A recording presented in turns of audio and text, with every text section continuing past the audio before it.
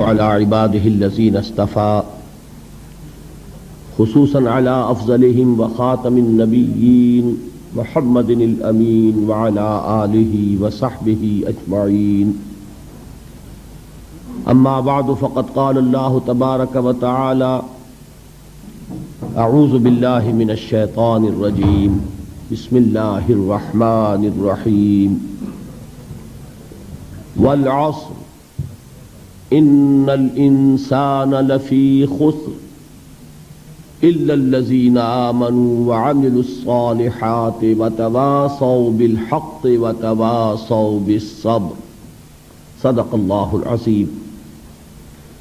رب اشرح لي صدري ويسر لي أمري واحلل عقدة من لساني يفقهوا قولي.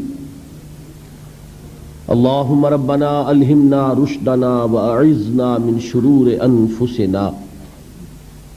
اللهم أرنا الحق حقا وارزقنا اتباعه وأرنا الباطل باطلا وارزقنا اجتنابه. اللهم وفقنا لما تحب وترضى. اللهم وفقنا أن نجاهد في سبيلك بأموالنا وأنفسنا.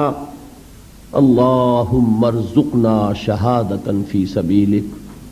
آمین یا رب العالمین. محترم صدر محفل اور معزز حاضرین اور محترم خواتین،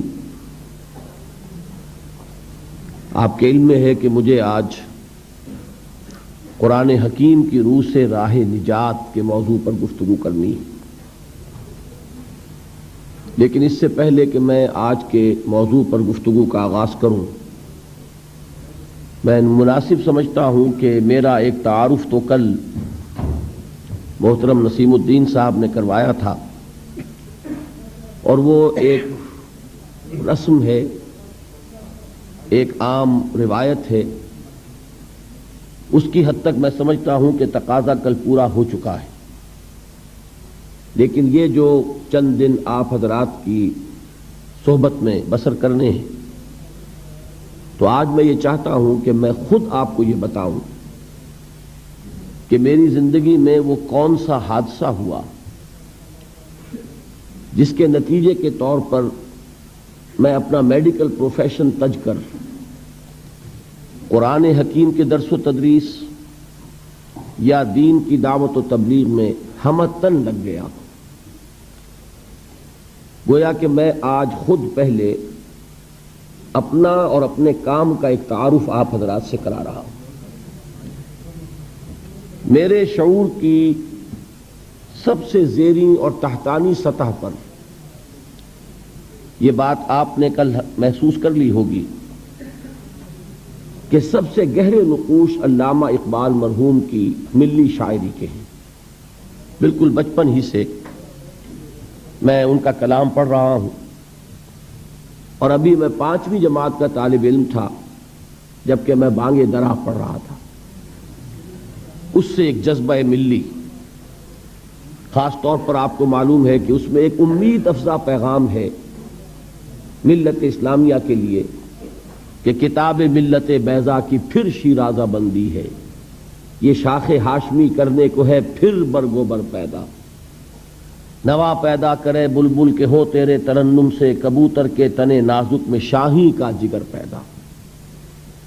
میں یہ عرض کر دوں کہ ہمارے جو قومی شاعر ہیں ان میں اس میں کوئی شک نہیں کہ اس صدی میں بر صغیر پاک و ہند میں پہلے نام آئیں گے علامہ شبلی کے اور مولانا حالی کے. مولانا حالی کی مسدس، اس میں کوئی شک نہیں ہے کہ جسے انگریزی میں ایپک میکنگ کتاب کہا جاتا ہے، یعنی زمانہ ساز کتب میں اس کا شمار ہے. لیکن آپ ایک بات نوٹ کریں گے کہ مسدس پر بحیثیت مجموعی ایک مایوسی کا رنگ غالب ہے.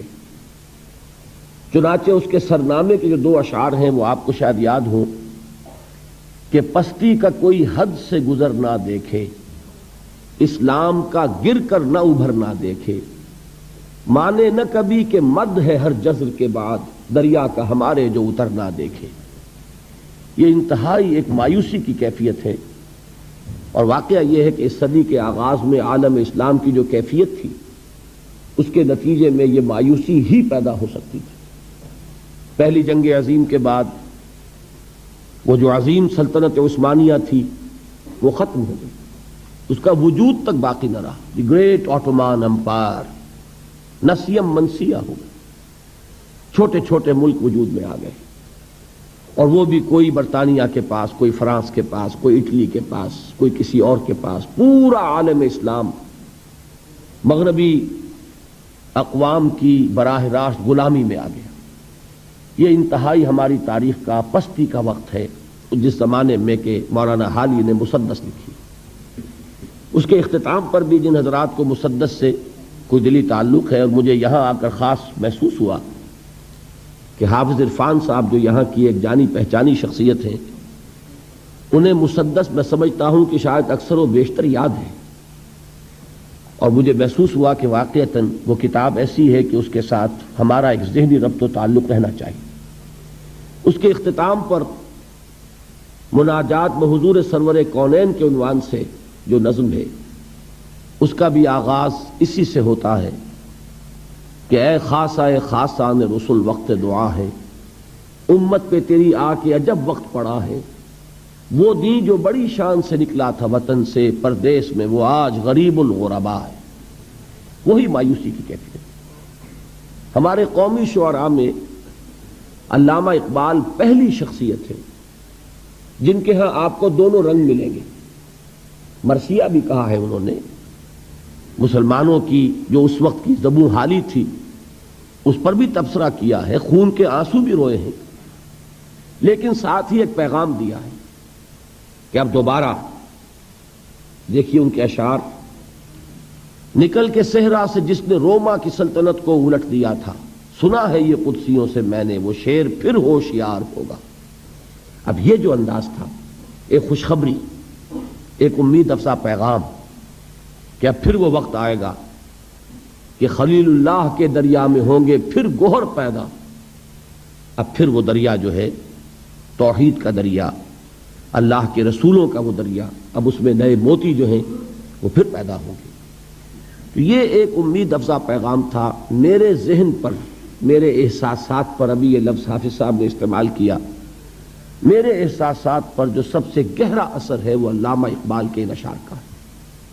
کل بھی آپ نے نوٹ کیا ہوگا جواب شکوہ کا وہ شعر کہ وہ زمانے میں معزز تھے مسلمان ہو کر، اور تم خار ہوئے تاریک قرآن ہو کر، اور وقت فرصت ہے کہاں کام ابھی باقی ہے، نور توحید کا اتمام ابھی باقی ہے۔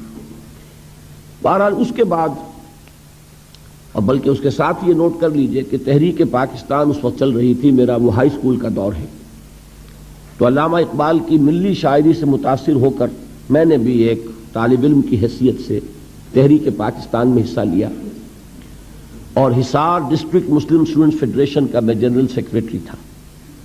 لیکن اسی زمانے میں مجھے مولانا ابوالکلام آزاد کی تحریروں سے بھی تعارف حاصل ہوا، اور خاص طور پر مولانا سید ابوالعلا مودودی کی تحریروں سے میں نے پڑھا ان دونوں حضرات کو۔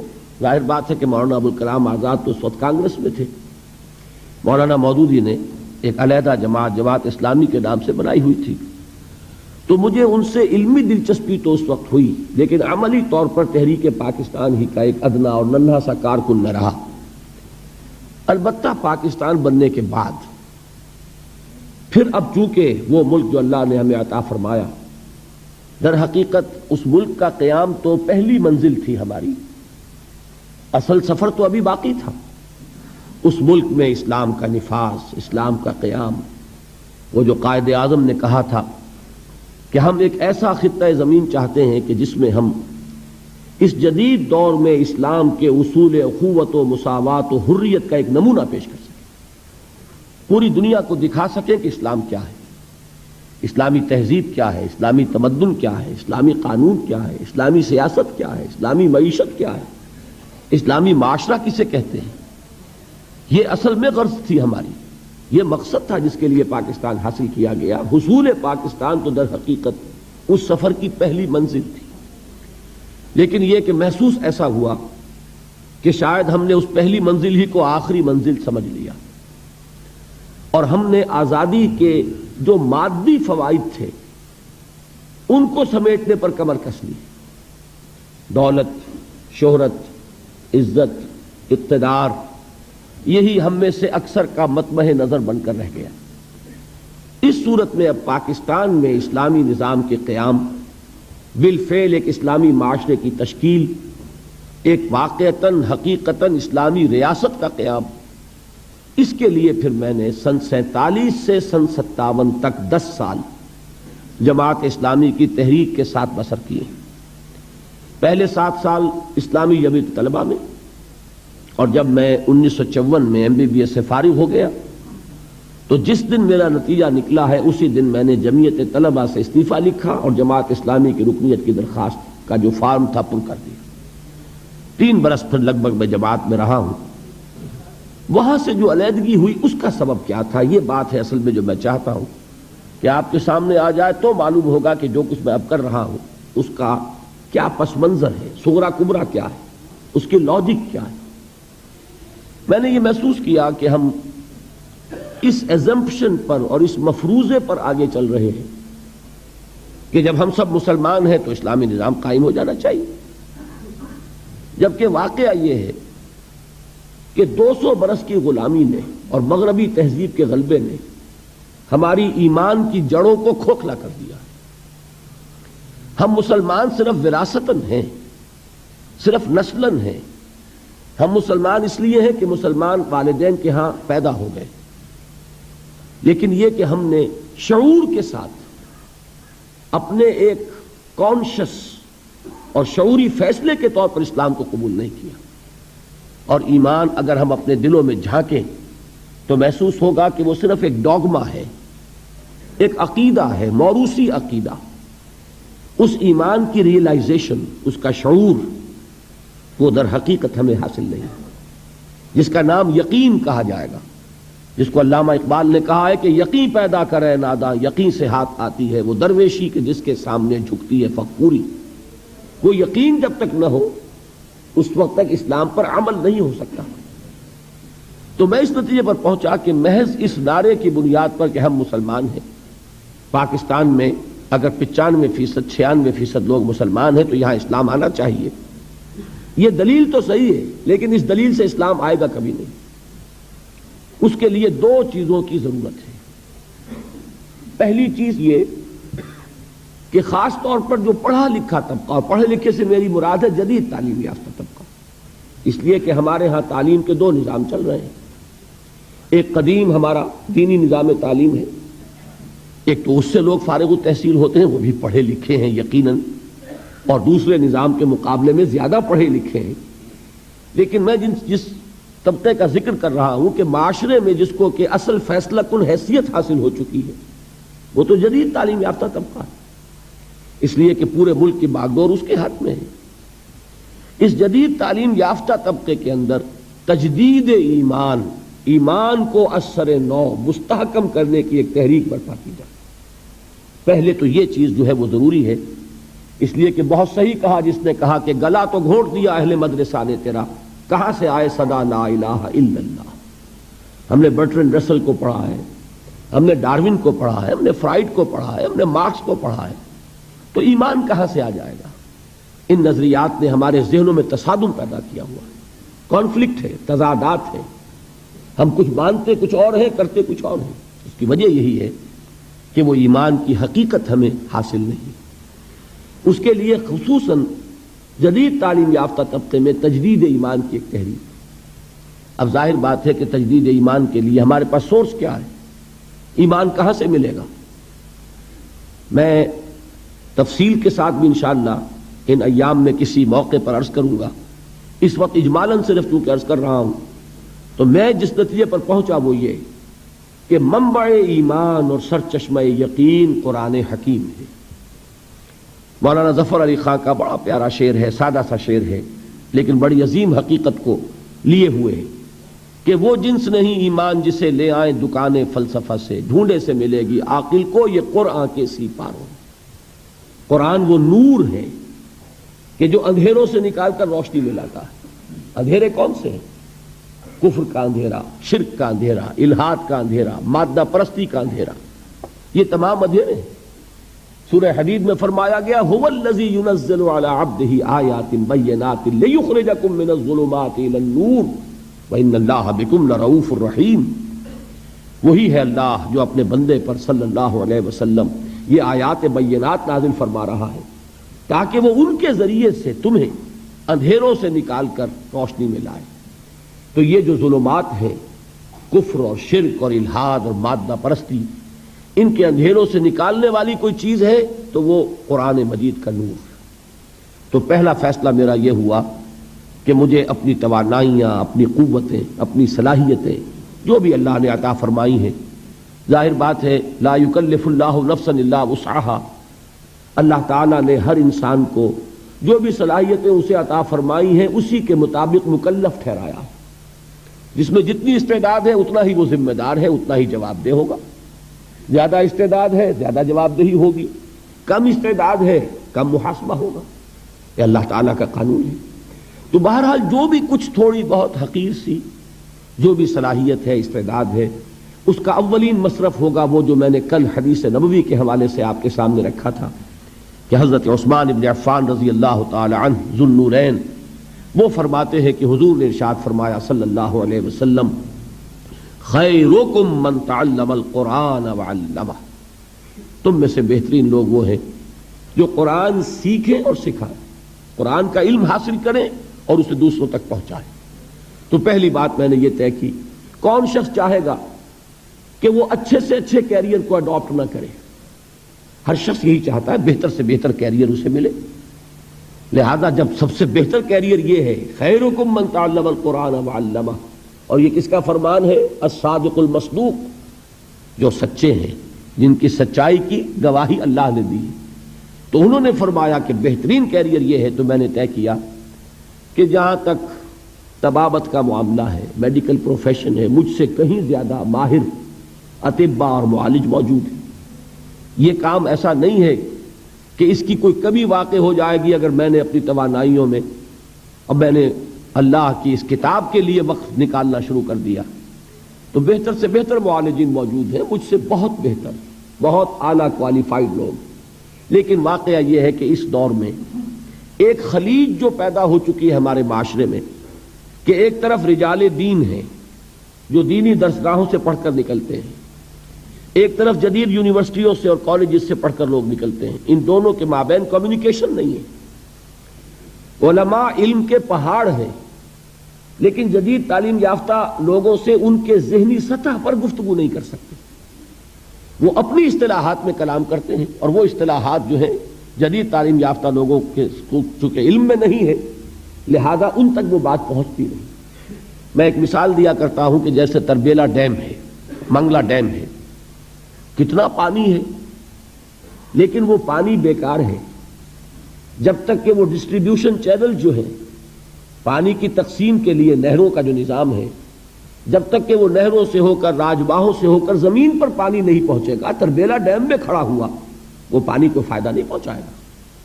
تو اس وقت صورت یہ ہو چکی ہے کہ علماء کرام علم کے ڈیم ہیں، بہت بڑے بڑے ڈیم، ان کے پاس وہ تمام علوم موجود ہیں، کتاب اللہ، سنت رسول اور پھر ہماری فقہ، اس کا سارا علم موجود ہے. لیکن وہ جو ڈسٹریبیوشن چینلز کا کام ہے وہ نہیں ہو پا رہا، ایک گیپ آف کمیونیکیشن ہے. تو اگر اللہ تعالیٰ نے مجھے کوئی صلاحیت ایسی عطا فرمائی ہے، چونکہ میں ان میں سے ہوں، جدید تعلیم یافتہ ماحول سے نکلا ہوں، میں ان کی اصطلاحات سے واقف ہوں، میں ان کے ذہنی اشکالات سے واقف ہوں، میں جانتا ہوں ان کا ذہن کہاں رکتا ہے، کس بات کا جواب چاہتا ہے، کس مسئلے کا حل چاہتا ہے. اس مسئلے کا جواب اگر ایک فتوے کی شکل میں دیا جائے وہ قابل قبول نہیں ہوگا جب تک کہ وہ سمجھایا نہ جائے، ان کی بولی میں، ان کی زبان میں، ان کی ٹرمینالوجی میں، ان کی اصطلاحات میں جب تک بات نہیں کی جائے گی ابلاغ کا حق ادا نہیں ہوگا. اور یہ اللہ نے اگر مجھے صلاحیت عطا فرمائی ہے کہ یہ کام میں کر سکتا ہوں تو ہر چیز کو تج کر مجھے اسی کام میں لگ جانا. دوسری بات جو مجھے ضروری محسوس ہوئی وہ یہ کہ ہمارے ہاں جو لوگ دیندار ہیں ان لوگوں میں بھی ایک بہت بڑی کمی ہے، وہ یہ کہ فرائض دینی کا ایک جامع تصور ان کے سامنے نہیں. وہ یہ جانتے ہیں کہ نماز فرض ہے، 5 وقتہ نماز ادا کرتے ہیں، وہ جانتے ہیں کہ رمضان کے روزے فرض ہیں، وہ جون کے روزے ہوں، جولائی کے روزے ہوں، وہ رکھیں گے۔ وہ جانتے ہیں کہ زکوٰۃ فرض ہے، وہ ادا کریں گے۔ لیکن اس سے آگے تصور کہ دین یہ چاہتا ہے کہ اسے غالب کیا جائے، اسے قائم کیا جائے، اسے نافذ کیا جائے، اسے ایک نظام زندگی کی حیثیت سے بالفعل برپا کیا جائے۔ دین اپنا غلبہ چاہتا ہے۔ دین صرف عبادات پر قانے ہونے کے لیے تیار نہیں ہے کہ مسجد میں تو اللہ تعالیٰ کو مان لیا جائے کہ سب سے بڑی قوت وہ ہے، لیکن پارلیمنٹ میں اس کو داخل بھی نہ ہونے دیا جائے۔ یہاں اللہ کی بات نہیں چلے گی، یہاں رسول کی بات نہیں چلے گی۔ یہ بات اگر ہے تو اس کا مطلب یہ کہ ہم نے دین کا ایک بڑا محدود سا تصور اپنے سامنے رکھا ہوا ہے۔ ضرورت اس بات کی ہے کہ جن لوگوں کے اندر وہ مذہبی جذبہ موجود ہے انہیں یہ بتایا جائے کہ دین کے اصل تقاضے کیا ہیں، دین چاہتا کیا ہے۔ کیا ذمہ داریاں صرف نماز روزہ ادا کر کے پوری ہو جاتی ہیں، یا یہ کہ اس سے بیونڈ، اس سے ماوراء بھی دین کا کوئی تقاضا ہے، اس کا مطالبہ ہے۔ اب اگر یہ چیز میں اپنی تقریر، اپنی تصنیف کے ذریعے لوگوں کے سامنے رکھوں تو اس کا وہ وزن نہیں ہوگا، لیکن اگر قرآن حکیم کے حوالے سے رکھوں کہ یہ ہے قرآن جو تم سے یہ چاہتا ہے، یہ ہے قرآن جس نے کہ تمہاری فرائض کا یہ تصور دیا ہے، تو ظاہر بات ہے کہ چونکہ ان کا تصور محدود ہو گیا ہے، لہذا وہ اس وقت ان کی ایکٹیویٹی محدود ہے، ان کا عمل بھی محدود ہے۔ اگر ان کا تصور فرائض دینی وسیع ہو جائے گا تو یقیناً پھر وہ اس کے مطابق کچھ نہ کچھ سرگرم عمل ہوں گے، اپنے فرائض کو ادا کرنے کے لیے کمر کس لیں گے۔ یہ دو تقاضے ہیں جن کے تحت پھر میں نے مطالعہ قرآن حکیم کا ایک منتخب نصاب مرتب کیا۔ پورے قرآن کو، اصل میں تو قرآن تو وہی ہے، سورہ فاتحہ سے سورۃ الناس تک، ما بین الدفتین، قرآن یہی ہے، اس کا بدل کوئی شے نہیں۔ لیکن یہ کہ an introduction to قرآن، قرآن سے ایک ابتدائی تعارف کے لیے ایک منتخب نصاب جو تقریباً 2 پارے کے لگ بھگ بنتا ہے، مختلف جگہوں سے کچھ صورتیں، کچھ آیات، اور اس انتخاب میں پیش نظر یہی 2 چیزیں کہ ایک تو دین کا ہمہ گیر تصور سامنے آ جائے، دین ہے کیا، اور نمبر 2 یہ کہ دین کے تقاضے سامنے آ جائے، دین ہم سے چاہتا کیا ہے، دین کا مطالبہ کیا ہے۔ ایک شخص جو دعویٰ کرتا ہے کہ میں اسلام کو اپنے دین کی حیثیت سے قبول کرتا ہوں، تسلیم کرتا ہوں، اسے معلوم ہونا چاہیے کہ اس کے دینی فرائض کیا ہیں۔ ان 2 مقاصد کو سامنے رکھ کر میں نے ایک منتخب نصاب مرتب کیا۔ اب یہ 20واں سال ہے میری زندگی میں۔ 1965 میں میں نے اس کام کا آغاز کیا تھا، لاہور میں حلقہ مطالعہ قرآن قائم کیے، قرآنک اسٹڈی سرکلز۔ اللہ تعالیٰ نے کچھ خلق کا رجوع جو ہے یہ اللہ کے فیصلے کے تحت ہوتا ہے، لوگوں کی توجہ ہوئی۔ میرے درس میں اتوار کی چھٹی ہوتی تھی پاکستان میں اس زمانے میں، تو اتوار کی صبح میرا ایک درس ہوتا تھا بڑا، ویسے شام کو ہفتے کا کوئی دن فارغ نہیں تھا، لیکن یہ ہے کہ بڑا درس مرکزی جو ہے وہ اتوار کی صبح کو ہوتا تھا، پہلے مسجد خضرا سمن آباد میں اور پھر مسجد شہداء جو مال روڈ پر ہے لاہور میں۔ 700 افراد اس درس میں شریک ہوتے تھے بڑی پابندی کے ساتھ۔ یہ 700 کا عدد اس لیے ایک مرتبہ معلوم ہوا کہ ایک کتاب ایک روز ہم نے تقسیم کی اس درس میں، تو معلوم ہوا کہ اس کے 700 نسخے اس وقت لگے، جو لوگ موجود تھے انہوں نے لیے۔ یہ سارا کام میں کر رہا تھا تنہا، نہ کوئی تنظیم، نہ کوئی جماعت، نہ کوئی ادارہ، بالکل اپنی ذاتی حیثیت۔ لیکن یہ کہ اس کے بعد جب ہم خیالوں کا ایک حلقہ پیدا ہو گیا تو پھر 1972 میں، یعنی 7 سال بعد، پھر میں نے مرکزی انجمن خدام القرآن لاہور قائم کی۔ جو لوگ اس کام میں میرے ساتھ شریک ہونا چاہیں، ساتھی بننا چاہیں، اس لیے کہ اب اس کام کو آگے بڑھانے کے لیے پیسہ بھی درکار ہے، کتابیں چھپنی چاہیے، اور یہ کہ اس کام کو آگے بڑھانے کے لیے جو بھی مالی وسائل درکار ہیں، وہ کسی فرد کا معاملہ ہوگا تو اس پر 100 طرح کی انگلیاں اٹھیں گی۔ ہو سکتا تھا اس سے پہلے میں نے اپنا دارالاشاعت قائم کیا ہوا تھا، لیکن یہ کہ میں نے اب انجمن کے تحت وہ سارا کام دے دیا تاکہ یہ کسی فرد کی ملکیت نہ ہو۔ میں آپ کو بتانا چاہتا ہوں کہ میری مطبوعات سے، میرے کیسٹس سے 1 پیسے کی آمدنی مجھے نہیں، میرا اس سے کوئی تعلق نہیں۔ اول تو میری مطبوعات کا جہاں تک تعلق ہے، انجمن خدام القرآن نے بھی اپنا اس پر کوئی رائلٹی، اپنا کوئی حق تصنیف نہیں رکھا۔ کھلی اجازت ہے، جو شخص چاہے ان کو چھاپے، بیچے یا ویسے ہی تقسیم کرے، عام دین کی تبلیغ کے لیے ان کو ڈسٹریبیوٹ کرے، کھلی اجازت ہے، یہ ہمارے ہر کتابچے پہ لکھا ہوا ہوتا، لیکن یہ کہ اس کے لیے بہرحال وسائل درکار تھے۔ تو مرکزی انجمن خدام القرآن قائم ہوئی 1972 میں، لیکن اس کے بعد ایک سوال پیدا ہوا کہ قرآن جو کچھ بتا رہا ہے دین کے غلبے کی عملی جد و جہد، اب محض ایک انجمن سے تو کام نہیں چلے گا، اب ایک تنظیم درکار ہے، ایک جماعت درکار ہے، ایسے لوگوں کی جو اپنا تن من دھن اس کے لیے لگانے کے لیے تیار ہو جائے، جو اپنے آپ کو ایک ڈسپلن میں دینے کے لیے تیار ہے، جو سمع و طاعت کے نظام میں آنے کو تیار ہو۔ تو اس کے لیے پھر 1975 میں تنظیم اسلامی ہم نے قائم کی۔ جب تک میں تنہا کام کر رہا تھا اس تک میرا مطلب بھی ساتھ کے ساتھ جاری تھا۔ وہ حسرت موہانی کا بڑا پیارا شعر ہے، کیا طرفہ طبیعت ہے، کیا طرفہ تماشا ہے، حسرت کی طبیعت بھی ہے، مشق سخن جاری اور چکی کی مشقت بھی۔ تو میں مطلب بھی کرتا تھا اور یہ کام بھی کر رہا تھا، درس قرآن بھی تھا، میثاق بھی شائع کر رہا تھا، دارالاشاعت بھی تھا۔ لیکن سن 71 کے حج کے موقع پر میں نے فیصلہ کیا، یہ فروری سن 71 کی بات ہے، کہ اب میری جتنی توانائیاں ہیں، جو قوتیں ہیں، جو صلاحیتیں ہیں، وہ اب ہمہ تن ہمہ وقت اسی کام کے لیے وقف رہیں گی۔ چنانچہ میں نے اپنے مطلب کو بند کیا، اور اس کے بعد سے اب تک میں نے پھر کوئی ایک منٹ بھی کسی معاشی جد و جہد میں صرف نہیں کیا۔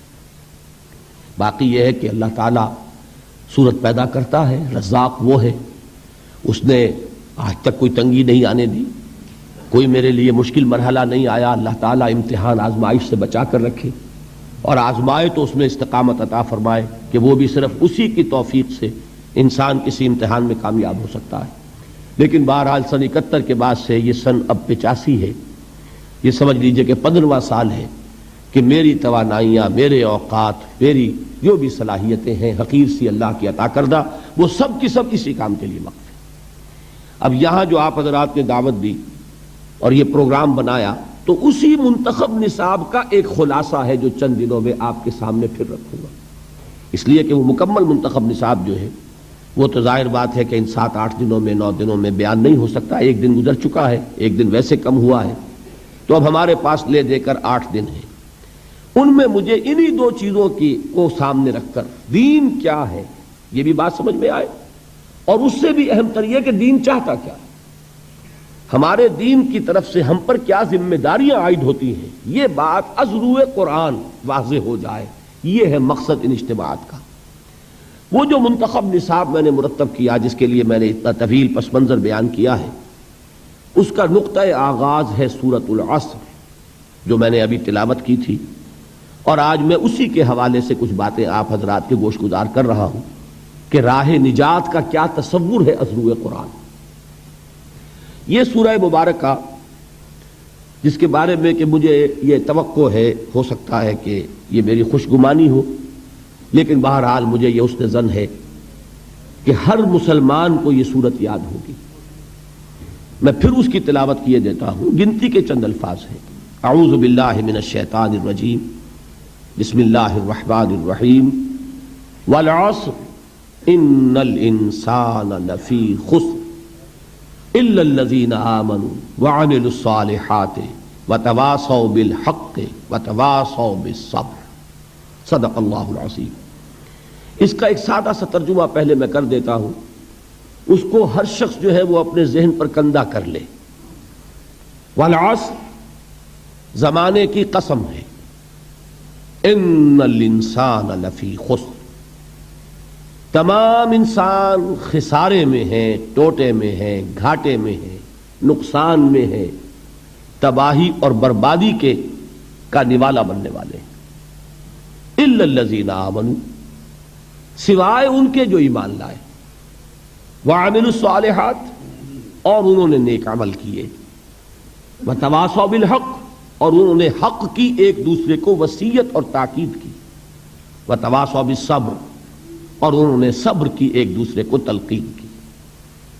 اب اس صورت کو اپنے ذہن میں رکھیے، مجھے کچھ تھوڑی سی ہچکچاہٹ یا رکاوٹ طبیعت میں محسوس ہو رہی ہے کہ اس سورہ مبارکہ کا میں نے بارہا درس دیا، ان کے متعدد کیسٹس موجود ہیں، خیال ہوتا ہے کہ ہو سکتا ہے آپ میں سے بہت سے حضرات نے وہ دروس سنے ہوں، ان کے لیے گویا کہ ایک تکرار ہو جائے گی۔ اس پر میری ایک تقریر بھی مطبوعہ ہے، ایک تحریر بھی چھپی ہوئی ہے، تو بہت سے حضرات کے سامنے وہ چیزیں بھی شاید ہوں، لیکن میں یہ سمجھتا ہوں کہ قرآن مجید کا معاملہ چونکہ یہ ہے کہ اس کے لیے تکرار اور اعادہ، جیسا کہ میں نے کل حضور کے الفاظ میں آپ کو سنایا تھا کہ یہ وہ چیز نہیں ہے لا یخلق عن کثرت الرد، یہ بار بار کے تکرار اور اعادے سے اس پر کوئی باسی پن طاری نہیں ہوتا۔ یہ وہ کتاب نہیں ہے کہ جس کو چند مرتبہ پڑھنے کے بعد انسان محسوس کرے اب کیا پڑھنا ہے، پڑھ لیا سمجھ لیا۔ یہ کتاب تو وہ ہے کہ ہر بار پڑھو گے اس میں ایک ندرت کا احساس ہوگا، اس کی رعنائی، اس کا حسن جو ہے ہر بار ایک نئی شان کے ساتھ تمہارے سامنے آئے۔ تو یہ حضور صلی اللہ علیہ وسلم کا فرمان ہے، تو یہی فرمان اس وقت مجھے ایک سہارا دے رہا ہے نفسیاتی اعتبار سے، کہ چاہے میں نے سورہ مبارکہ کو بارہا بیان کیا ہو لیکن آج پھر کوشش کر رہا ہوں اللہ تعالیٰ سے توفیق طلب کرتے ہوئے کہ وہ مجھے صحیح اور دل نشین پیرائے میں اس سورہ مبارکہ کے مفاہیم اور اس کے معنی اور مراد کو آپ کے سامنے پیش کرنے کی توفیق عطا فرمائے، اور اللہ تعالیٰ آپ کے ذہن کے دروازے بھی اس کے لیے کھول دے اور دلوں کے دروازے بھی کھول دے۔ دیکھیے 4 چیزیں اس سورہ مبارکہ کے بارے میں ابتدائی ہیں، وہ گن کر یاد کر لیں۔ نمبر 1، یہ قرآن حکیم کی مختصر ترین صورتوں میں سے ایک ہے، اس کی کل 3 آیات ہیں، اور 3 آیات سے کم پر کوئی سورت قرآن مجید میں مشتمل نہیں۔ اسی کے ساتھ ذہن میں یہ بات لے آئیے کہ جن رکعتوں میں نماز کی ہم سورہ فاتحہ کے ساتھ کچھ قرآن مجید اور پڑھتے ہیں اس کا بھی نصاب 3 آیات کا ہے۔ بڑی آیت ہو، آیت الکرسی ہو تو وہ 1 آیت بھی کفایت کر جائے گی، لیکن یہ کہ عام طور پر 3 آیات کی تلاوت جو ہے ہر رکعت کے اندر، جن رکعتوں میں کہ سورہ فاتحہ کے بعد قرآن مجید کا کچھ حصہ ملایا جاتا ہے، یہ نبی اکرم صلی اللہ علیہ وسلم کی ہدایت ہے۔ اور 3 آیات سے کم پر قرآن مجید کی کوئی صورت مشتمل نہیں، اور عجیب حسن اتفاق ہے، شاید کبھی آپ کا ذہن ادھر منتقل نہ ہوا ہو کہ 3 ہی صورتیں ہیں قرآن مجید کی جو 3 آیات پر مشتمل ہیں۔ سورۃ العصر، سورۃ الکوثر، انا اعطیناک الکوثر فصل لربک وانحر ان شانئک ھو الابتر، اور سورۃ النصر، یہ 3 صورتیں ہیں 3 آیات پر مشتمل۔ تو ظاہر ہو گیا کہ قرآن مجید کی مختصر ترین 3 صورتوں میں سے ایک صورت سورۃ العصر ہے۔ نمبر 2، یہ قرآن حکیم کی اولین صورتوں میں سے ہے۔ آپ کو معلوم ہے کہ قرآن مجید کی تنزیل مکمل ہوئی ہے 22 برس میں۔ 23 برس جس کو کہہ دیا جاتا ہے وہ اصل میں 23 برس قمری ہے، اور ہمارا ذہن چونکہ آج کل جو ہے وہ تو شمسی تقویم کا عادی ہے، ہم انگریزی مہینوں کو زیادہ جانتے ہیں بنسبت اسلامی مہینوں کے، اس کے حساب سے اگر آپ لگائیں گے تو 22 برس ہے۔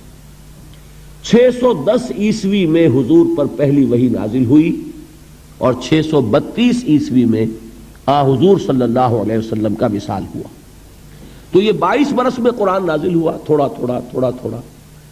اور قرآن مجید کے نزول میں ایک ترتیب یہ بھی رہی ہے، شروع میں بہت تھوڑا تھوڑا حصہ نازل ہوا، اور اکثر صورتیں جو ہے آخری پارے کی، جو سب سے چھوٹی صورتیں ہیں قرآن مجید کی، وہی ہے کہ جو سب سے پہلے نازل ہوئی۔ تو یہ چھوٹی چھوٹی صورتیں جو ہیں یہ وہ ہیں کہ جنہوں نے آ کر ایک ہلچل مچا دی تھی۔ کوئی حالی کے اشعار ہے کہ وہ بجلی کا کڑکا تھا یا صوت ہادی، عرب کی زمین جس نے ساری ہلا دی۔ وہ آیات یہی تھی، یہی چھوٹی چھوٹی صورتیں کہ جو آخری پارے میں ہیں، انہوں نے ایک ہلچل پیدا کر دی، جس سے کہ وہاں بات آئی عما یتساءلون عن النبأ العظیم الذی ھم فیہ مختلفون، یہ کس چیز کے بارے میں چہمے گوئیاں ہو رہی ہیں؟ اس بڑی خبر کے بارے میں جس کے بارے میں کہ ان کے مابین اختلاف ہو گیا۔ تو قرآن مجید میں پہلے جو صورتیں نازل ہوئی وہ چھوٹی ہیں حجم کے اعتبار سے، لیکن معانی اور مفاہیم کے اعتبار سے ہرگز مبالغہ نہیں ہے یہ کہنے میں کہ معانی کے دریا ہیں، بلکہ سمندر ہیں جن کو کوزے میں بند کر دیا گیا۔ اور اس کے بعد انہی مضامین کی تفصیل ہوئی۔ پھر جب طویل صورتیں نازل ہوئیں، خاص طور پر طویل مدنیات، انہی صورتوں کی شرح ہے وہ چنانچہ سورہ ہود میں اللہ تعالیٰ نے خود قرآن مجید کا تعارف کرایا ہے، الف لام را کتاب احکمت آیاتہ ثم فصلت من لدن حکیم خبیر، یہ وہ کتاب ہے قرآن جس کی آیات پہلے محکم کی گئیں، مضبوط کی گئیں، یہ چھوٹے چھوٹے جملوں کے اندر معانی کے سمندر جو ہیں وہ بند کیے گئے، پھر ایک حکیم اور خبیر ہستی کی طرف سے ان کی تفصیل بیان ہوئی۔ تو یہ قرآن مجید کا ایک خاص اسلوب ہے۔ تو یہ نوٹ کیجئے کہ سورۃ العصر بھی قرآن حکیم کی اولین صورتوں میں سے ایک ہے۔ تیسری بات یہ نوٹ کیجئے، ہر زبان کی ادب میں آپ کے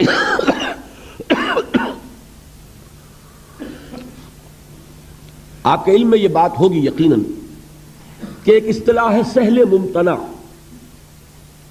نہایت آسان زبان لیکن مضامین بہت بلند۔ بھاری بھرکم اصطلاحات میں اونچی باتیں بیان کرنا آسان ہے، مضامین بلند ہو لیکن زبان سادہ ہو یہ مشکل ہے۔ اس کو کہتے سہل ممتنع، بظاہر تو بہت سہل نظر آئے لیکن آپ ویسا کلام خود کہنا چاہیں تو دانتوں پسینہ آ جائے۔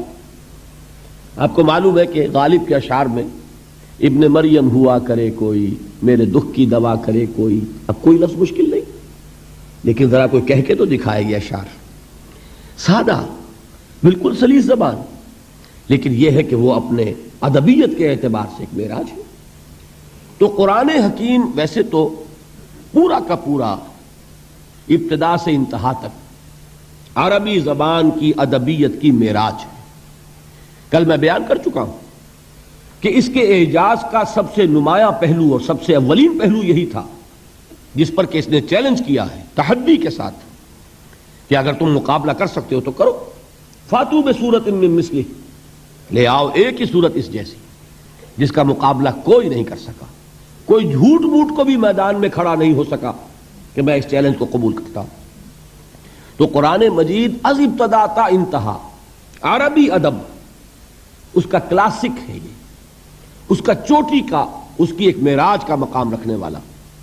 لیکن اس میں بعض مواقع ایسے ہوتے ہیں، جیسے میں نے سورۃ الرحمن کے بارے میں حضور کی حدیث کل سنائی، سورۃ الرحمن عروس القرآن، یہ قرآن کی دلہن ہے، اس میں صوتی آہنگ ہے، اس کا اپنا ایک میوزک ہے، اس کے اپنے اندر ایک غنا ہے، اس کے الفاظ کا ظاہری حسن ہے۔ اب یہ خصوصیت ہے سورہ رحمان کی۔ اسی طرح سہل ممتنع کے اعتبار سے قرآن مجید کی اہم ترین سورۃ العصر ہے، اس میں کوئی لفظ مشکل نہیں، والعصر۔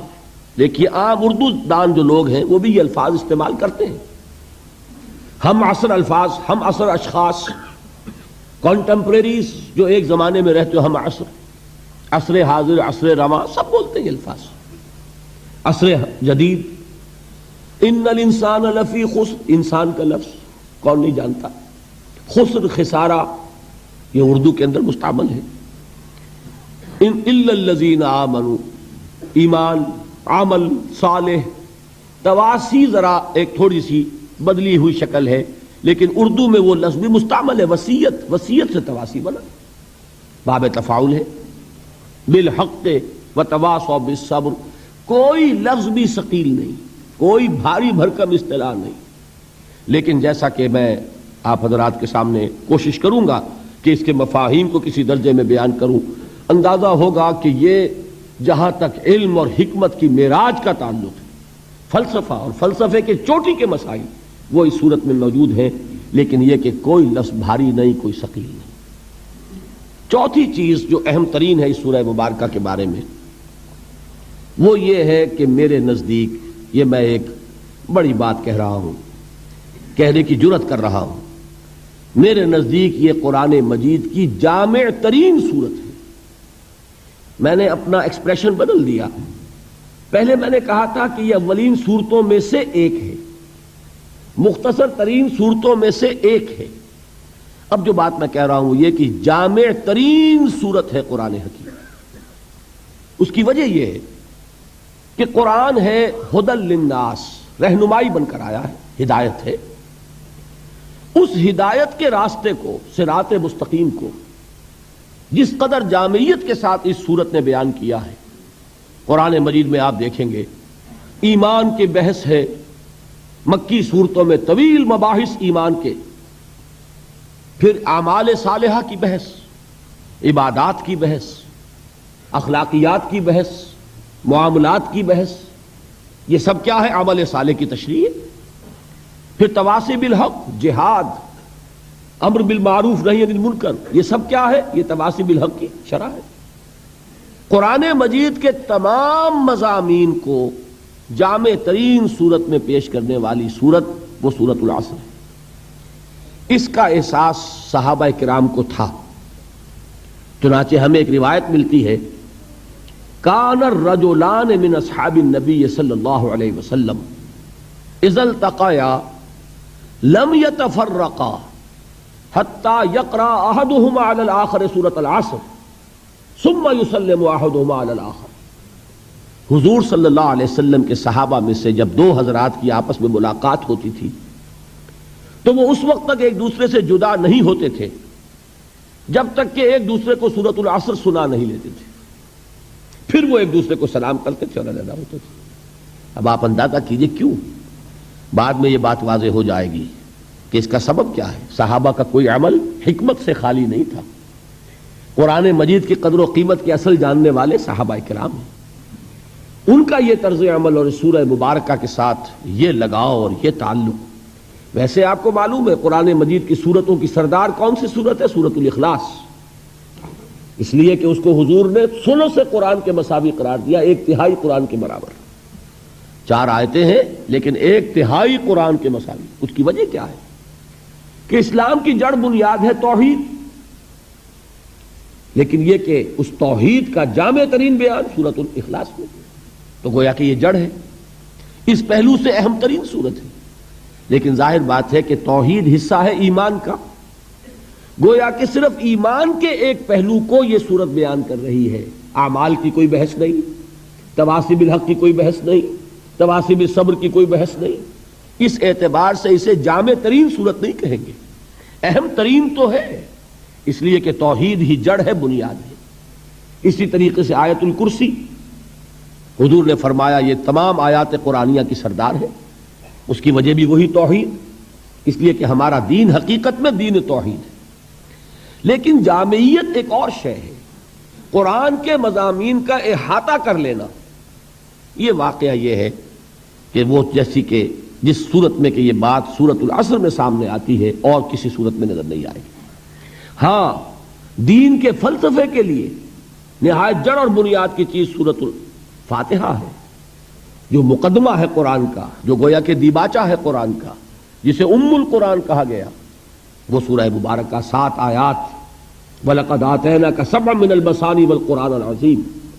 لیکن یہ کہ جامعیت کے اعتبار سے عرض کر رہا ہوں کہ جامع ترین سورت سورۃ العصر. میں نے ایک تو صحابہ کرام کا عمل آپ کے سامنے رکھا، دوسرے امام شافعی رحمۃ اللہ علیہ کے 2 اقوال ملتے ہیں، وہ بھی آپ کو سنانا چاہتا ہوں. ایک قول تو ان کا بہت مشہور ہے، لو تدبر الناس هذه السورۃ لوسعتهم.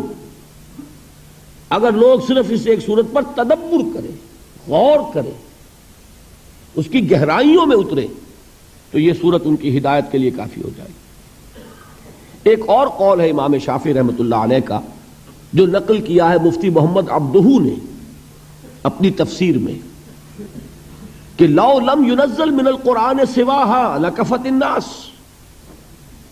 اگر قرآن مجید میں سے سوائے سورۃ العصر کے کوئی اور سورت نازل نہ ہوتی، کوئی اور حصہ نازل نہ ہوتا، تو یہ بھی لوگوں کی ہدایت کے لیے کافی تھی. اس سے اندازہ آپ کو ہو سکتا ہے کہ امام شافعی رحمۃ اللہ علیہ کے نزدیک اس سورہ مبارکہ کی کیا عظمت ہے. تو 4 چیزیں میں نے عرض کی ہیں، میں اس طور سے اب بیان کر رہا ہوں. ایک ہوتا ہے خطابت کا انداز، ایک ہے درس کا انداز.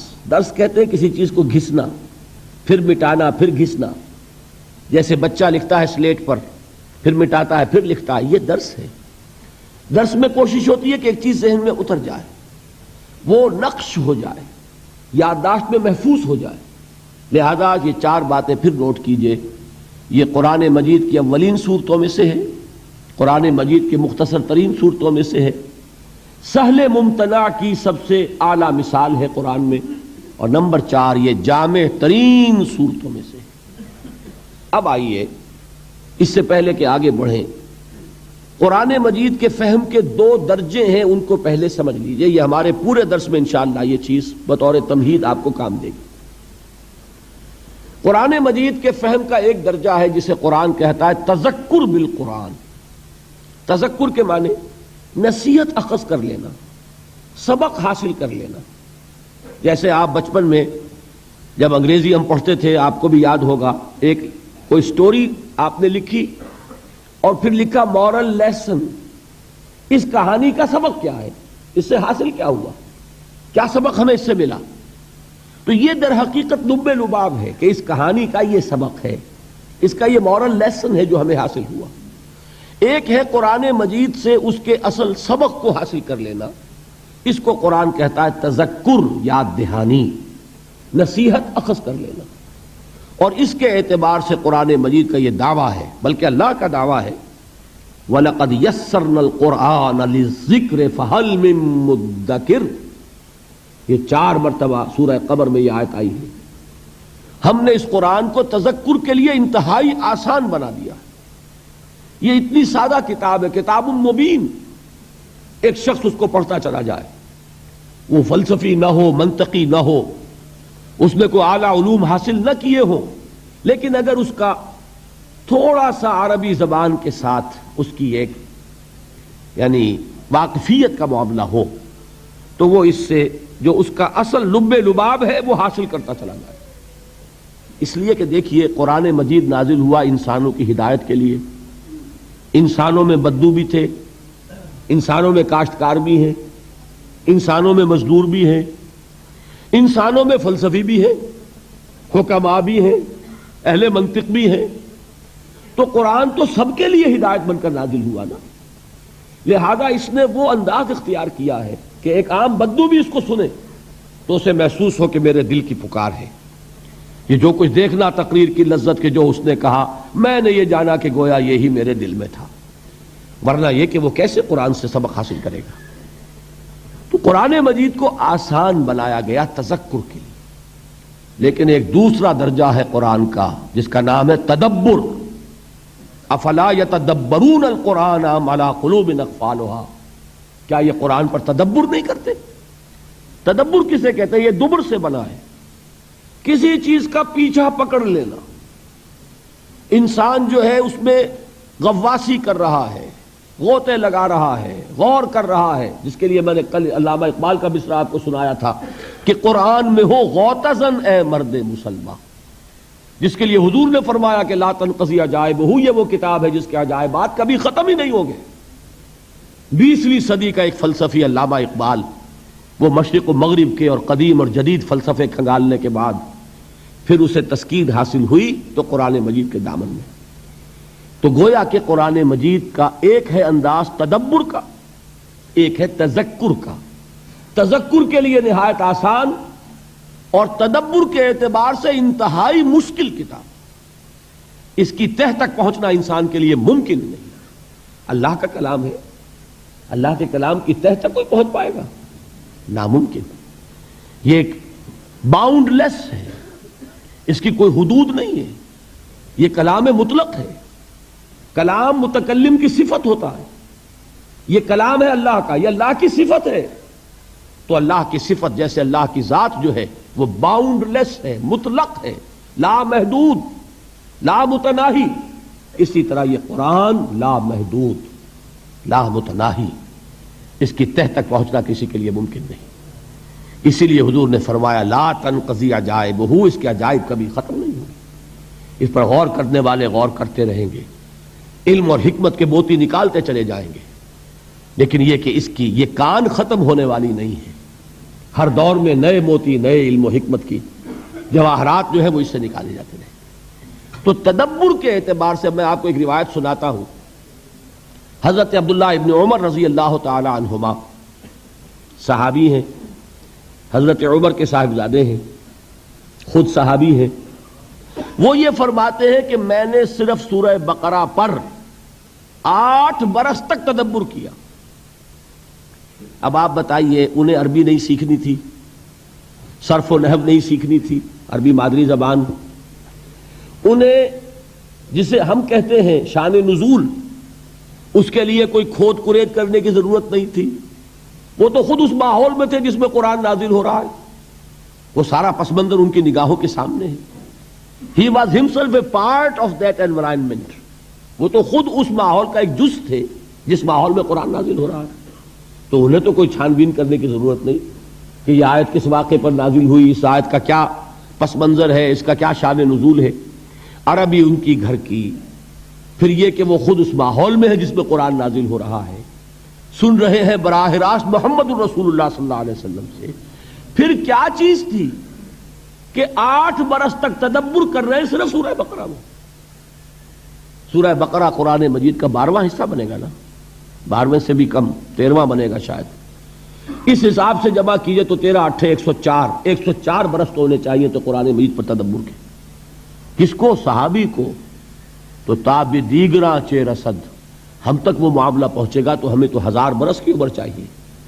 تب بھی میں آپ سے عرض کرتا ہوں کہ قرآن پر تدبر کا حق ادا نہیں کیا جا سکتا. یہ تو جنریشن آفٹر جنریشن، نسل بعد نسل لوگ اپنی زندگیاں لگائیں گے. امام راضی یہ نہیں کہہ سکے کہ میں نے پورا قرآن سمجھ لیا. 30 جلدوں میں تفسیر لکھنے والا شخص جو اپنے وقت کے فلسفہ اور علم کلام کے معراج پر پہنچا ہوا ہے، منطق جس کی گھر کی لونڈی ہے، جس کے لیے کہ صرف اور نحو جو ہے وہ ایسے ہے کہ جیسے جن سے کہ انسان کھیلتا ہو، کھلونے ہو. لیکن بعض مقامات قرآن مجید کے ایسے آتے ہیں کہ جیسے انسان قلم رکھ دے، گھٹنے ٹیک دے. وہ آیہ مبارکہ کل آئی تھی غالباً حافظ عرفان صاحب کے بیان میں، سورہ حدید کی آیت ہے هو الاول والآخر والظاہر والباطن. جب اس مقام پر آتے ہیں امام راضی تو کہتے ہیں علم ان هذا المقام مقام غامض مہیب عمیق. ہوشدار کے رہبر دم تیغست قدم را، یہ مقام بہت عمیق ہے، بہت گہرا ہے، بہت مشکل ہے، بہت مہیب ہے، پر ہیبت ہے. اس کی ترجمانی الفاظ میں کرنا ممکن نہیں. تو امام راضی کا حال یہ ہو، کشاف دعویٰ نہ کر سکے کہ اس نے قرآن مجید کے ہر لفظ کو بیان کر دیا ہے، تو میرے اور آپ کے یا اس 20ویں صدی کا کوئی بھی شخص، بڑے سے بڑا پڑھا لکھا شخص، وہ کیا دعویٰ کرے گا؟ تو جان لیجئے کہ قرآن مجید کے فہم کے یہ 2 درجے ہیں. ایک درجہ تذکر، جس کے اعتبار سے یہ بہت آسان ہے. میں اس کی مثال دیا کرتا ہوں. آپ تو چونکہ سمندر سے بہت قریب رہتے ہیں اور یہ گزرگاہ ہے، تیل کے ٹینکرز یہاں سے گزرتے رہتے ہیں. کبھی کوئی ٹینکر جو ہے اگر لیک کر جائے تو تیل جو ہے وہ پانی کی سطح پر رہتا ہے. تو اسی طریقے سے قرآن مجید کی جو اصل حکمت ہے، اس کا جو اصل سبق ہے، جو یہ سکھانا چاہتا ہے، وہ قرآن کی سطح پر ہے. البتہ یہ کہ سمندر کی گہرائی کون ناپے گا، اسی طریقے سے قرآن مجید کی گہرائی کو ناپنا یہ ممکن نہیں. وہ ہے تذکر بالقرآن، یہ ہے تدبر قرآن. اب ذرا غور کیجئے، تذکر کے اعتبار سے سورہ مبارکہ کو سامنے رکھیے. والعصر ان الانسان لفی خسر الا الذین آمنوا وعملوا الصالحات وتواصوا بالحق وتواصوا بالصبر. یہ دیکھیے ایک جملہ بنا ہے. اتنی سی صرف و نحو تو میں سمجھتا ہوں کہ آپ میں سے اکثر حضرات کو آتی ہوگی. عربی بول چال تو آپ کو سب کو ہی آ گئی ہے یہاں پہ جو رہتے ہیں. تھوڑی سی صرف و نحو. والعصر، زمانے کی قسم ہے، جملہ پورا نہیں ہوا، آیت پوری ہو گئی، جملہ تو پورا نہیں جب تک کہ یہ نہ بتایا جائے کہ قسم کس چیز پر کھائی گئی. ان الانسان لفی خسر، یہ مکمل جملہ ہے. الا الذین آمنوا وعملوا الصالحات، یہ مستثنا ہے. مستثنا منہ کیا ہے، کس چیز سے مستثنا کیا گیا ہے، جب تک اس کے ساتھ جوڑیں گے نہیں مطلب سمجھ میں نہیں آئے گا. تو اصل میں یہ تینوں آیتیں مل کر ایک مکمل جملہ بنتی ہیں. زمانے کی قسم ہے، تمام انسان برباد ہونے والے ہیں سوائے ان کے جو ایمان لائے اور جنہوں نے نیک عمل کیے اور جنہوں نے ایک دوسرے کو حق کی تاکید کی اور جنہوں نے ایک دوسرے کو صبر کی نصیحت کی. اب اس جملے کو اپنے سامنے رکھیے. پہلا سبق کیا حاصل ہوا؟ پہلا تذکر کیا ہے؟ انسان کی کامیابی اور ناکامی کا ایک معیار ہے جو ہمارے سامنے آ رہا ہے. اور یہ ہر شخص جانتا ہے کہ ہم جو بھاگ دوڑ دنیا میں کر رہے ہیں، صبح سے شام تک کی مشقت، آپ لوگ اکثر اپنے گھر والوں کو چھوڑ کر آئے ہوئے ہیں یہاں، کتنی محنت ہے، کتنی مشقت ہے، کتنی مشکلات اٹھا رہے ہیں، لیکن یہ سب کچھ کیوں کر رہے ہیں؟ کامیابی کے حصول کے لیے۔ البتہ کامیابی کے معیارات ہیں، ہمارے ذہنوں میں جو معیارات بیٹھے ہوئے ہیں وہ کیا ہیں؟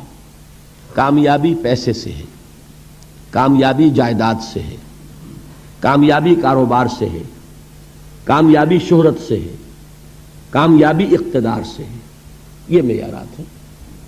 جو جتنا دولت مند اتنا کامیاب، جو جتنا مشہور اتنا کامیاب، جو جتنا پاپولر اتنا کامیاب، جو حکومت پر پہنچ گیا کامیاب، جس نے بڑا کاروبار جما لیا کامیاب، جس نے بہت جائیداد بنا لی کامیاب۔ یہی ہے اصل میں ساری بس کی گانٹھ۔ جو تصور کامیابی کا ہوگا اسی کے مطابق آپ کی بھاگ دوڑ ہوگی، اسی کے لیے جد و جہد ہوگی، اسی کے لیے توانائیاں صرف ہوں گی، اسی کے لیے دن رات کی مشقت ہوگی۔ یہ ہے اصل شے جس کی یہاں نفی ہو رہی ہے۔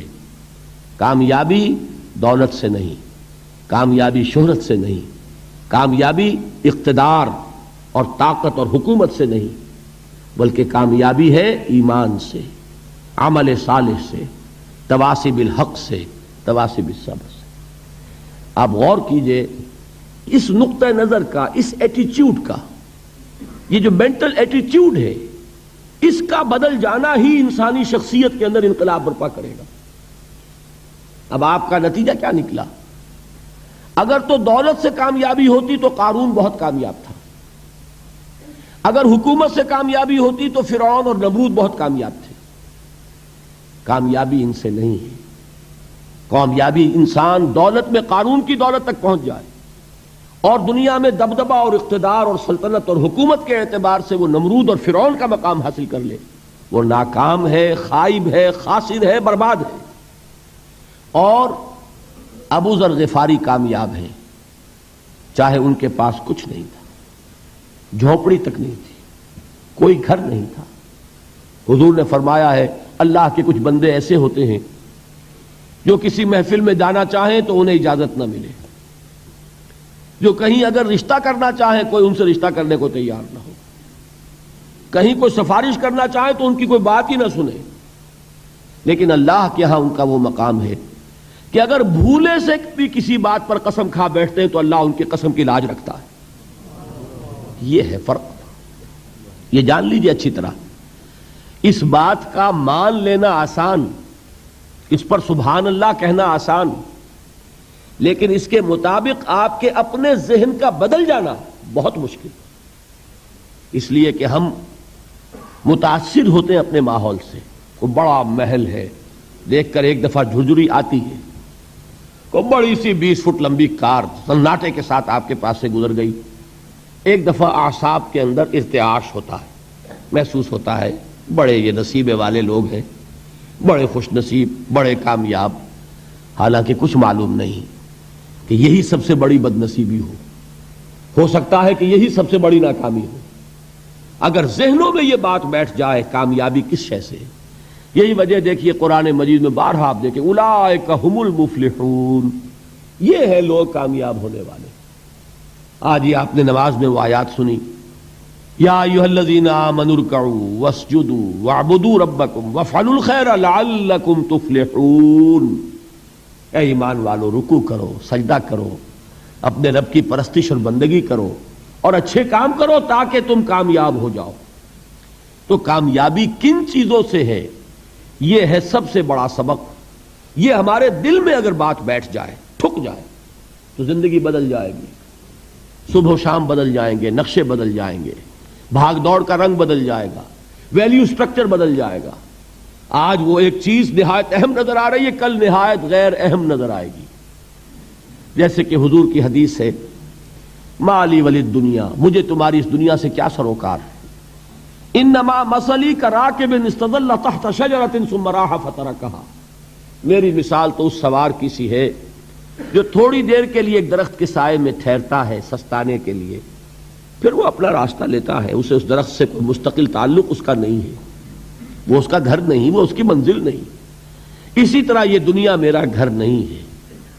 اب دیکھیے ہم کہتے ہیں انا للہ و انا الیہ راجعون، ہم تو مسافر ہیں، ہم اللہ کے پاس سے آئے، اللہ کی طرف ہمیں لوٹ جانا ہے. کن فی الدنیا کانک غریب و عابر سبیل، حضور فرماتے ہیں دنیا میں ایسے رہو جیسے کہ تم اجنبی ہو یا راہ چلتے مسافر. لیکن یہ طرز عمل کب ہوگا؟ جبکہ یہ آیت ہمارے ذہنوں کے اندر بیٹھ گئی ہو. والعصر ان الانسان لفی خسر الا الذین آمنوا وعملوا الصالحات وتواصوا بالحق وتواصوا بالصبر. یہ ہے اصل بات جو میں نے عرض کیا تھا کہ میں بتاؤں گا صحابہ کیوں ایک دوسرے کو یاد دلاتے تھے. اس لیے کہ دیکھیے جیسے برف باری اگر ہو رہی ہو، آپ باہر نکلیں گے تو برف آپ کے کپڑوں پر جم جاتی ہے نا، تو آپ جھٹکتے ہیں کپڑوں کو تاکہ برف ہٹ جائے. ہمارے ایمان پر اس دنیا میں رہتے ہوئے جب ہم متاثر ہوتے ہیں ماحول سے تو گردہ آ جاتا ہے، برف پڑ جاتی ہے، اس کو جھٹکتے رہنے کی ضرورت ہے. اور وہ جھٹکنے کی بہترین اور مؤثر ترین شکل یہی ہے کہ یاد رکھو کامیابی ان چیزوں سے نہیں ہے. چمک دمک جو ہے دنیا کی، یہ ساری چمک دمک جو تمہیں رجھا رہی ہے، جو تمہیں اپنے اندر گم کیے ہوئے ہے. یہ لفظ گم پر اقبال کا وہ شعر یاد آ گیا کہ کافر کی یہ پہچان کہ آفاق میں گم ہے، اور مومن کی یہ پہچان کہ گم اس میں ہے آفاق.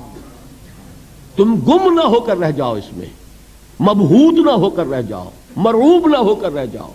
دنیا ہی کی محبت تمہارے اوپر ڈیرے نہ ڈال لے، تمہارے دلوں کے اوپر مسلط نہ ہو جائے. لہذا تازہ کرتے رہا کرو والعصر ان الانسان لفی خسر الا الذین آمنوا وعملوا الصالحات وتواصوا بالحق وتواصوا بالصبر. پھر یاد کر لو، پھر تازہ کر لو اپنے اس یقین کو کہ کامیابی دولت سے نہیں، کامیابی ثروت سے نہیں، کامیابی اقتدار سے نہیں، کامیابی شہرت سے نہیں، کامیابی جائیداد سے نہیں، کامیابی ہے ایمان سے، کامیابی ہے عمل صالح سے، کامیابی ہے تواصی بالحق سے، کامیابی ہے تواصی بالصبر سے. یہ چار چیزیں ہیں کہ جو کامیابی کے لوازم. پہلی بات یہ سمجھ میں آئی. دوسری بات، یہاں کامیابی کا اعلیٰ معیار نہیں بیان کیا جا رہا بلکہ اس کا کم سے کم معیار بیان کیا جا رہا ہے. میں ذرا توجہ دلاؤں گا اس بات کی طرف. سطحی طور پر ذرا ہو سکتا ہے کہ اس میں کوئی مغالطہ پیش آ جائے. تقابل کیجئے ذرا. ایک سورۃ العصر ہے والعصر ان الانسان لفی خسر الا الذین آمنوا وعملوا الصالحات وتواصوا بالحق وتواصوا بالصبر. ایک سورۃ التین ہے والتین والزیتون وطور سینین وہذا البلد الامین لقد خلقنا الانسان فی احسن تقویم ثم رددناہ اسفل سافلین الا الذین آمنوا وعملوا الصالحات فلہم اجر غیر ممنون. اب ان کا تقابل کیجئے. سورۃ العصر یہ بتا رہی ہے کہ سب لوگ تباہی میں ہیں سوائے ان کے جو چار شرطیں پوری کریں. سورۃ التین میں اول تو صرف دو شرطیں بیان ہوئی، دو بیان نہیں ہوئی. کام ہلکا ہو گیا نا، آسان ہو گیا. یہاں چار ہیں، ایمان، عمل صالح، تواصی بالحق، تواصی بالصبر. وہاں ہے ایمان اور عمل صالح صرف. نمبر دو یہ کہ وہاں فرمایا گیا فَلَهُمْ أَجْرٌ غَيْرُ مَمْنُونَ، ان کے لیے تو بہت بڑا اجر ہے جس کا سلسلہ کبھی منقطع نہیں ہوگا. اور یہاں کہا جا رہا ہے وہ کامیابی ناکامی سے بچ جائیں گے. مستثنیٰ ہے کس سے؟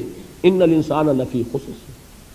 یہ بالکل ایسے ہی ہے جیسے کہ کسی کو آپ بچے کو، طالب علم کو کہیں محنت کرو، کوشش کرو، فرسٹ ڈویژن میں پاس ہو جاؤ گے، اور کسی سے آپ یہ کہیں کہ محنت کرو، کوشش کرو ورنہ فیل ہو جاؤ گے. اب ان دونوں کے درمیان جو فرق ہے وہی فرق ہے سورۃ التین میں اور سورۃ العصر میں. سورۃ العصر ناکامی سے استثناء کو بیان کر رہی ہے اور وہاں چار شرطیں ہیں، اور سورۃ التین یہ اعلیٰ درجات کا بیان ہو رہا ہے اور دو شرطیں ہیں. اس کو قرآن مجید کی ان اصطلاحات سے بھی اللہ کرے کہ آپ واقف ہو جائیں. ایک کو ہم کہیں گے کہ ایک پر انذار کا رنگ ہے اور دوسرے پر تبشیر کا رنگ ہے.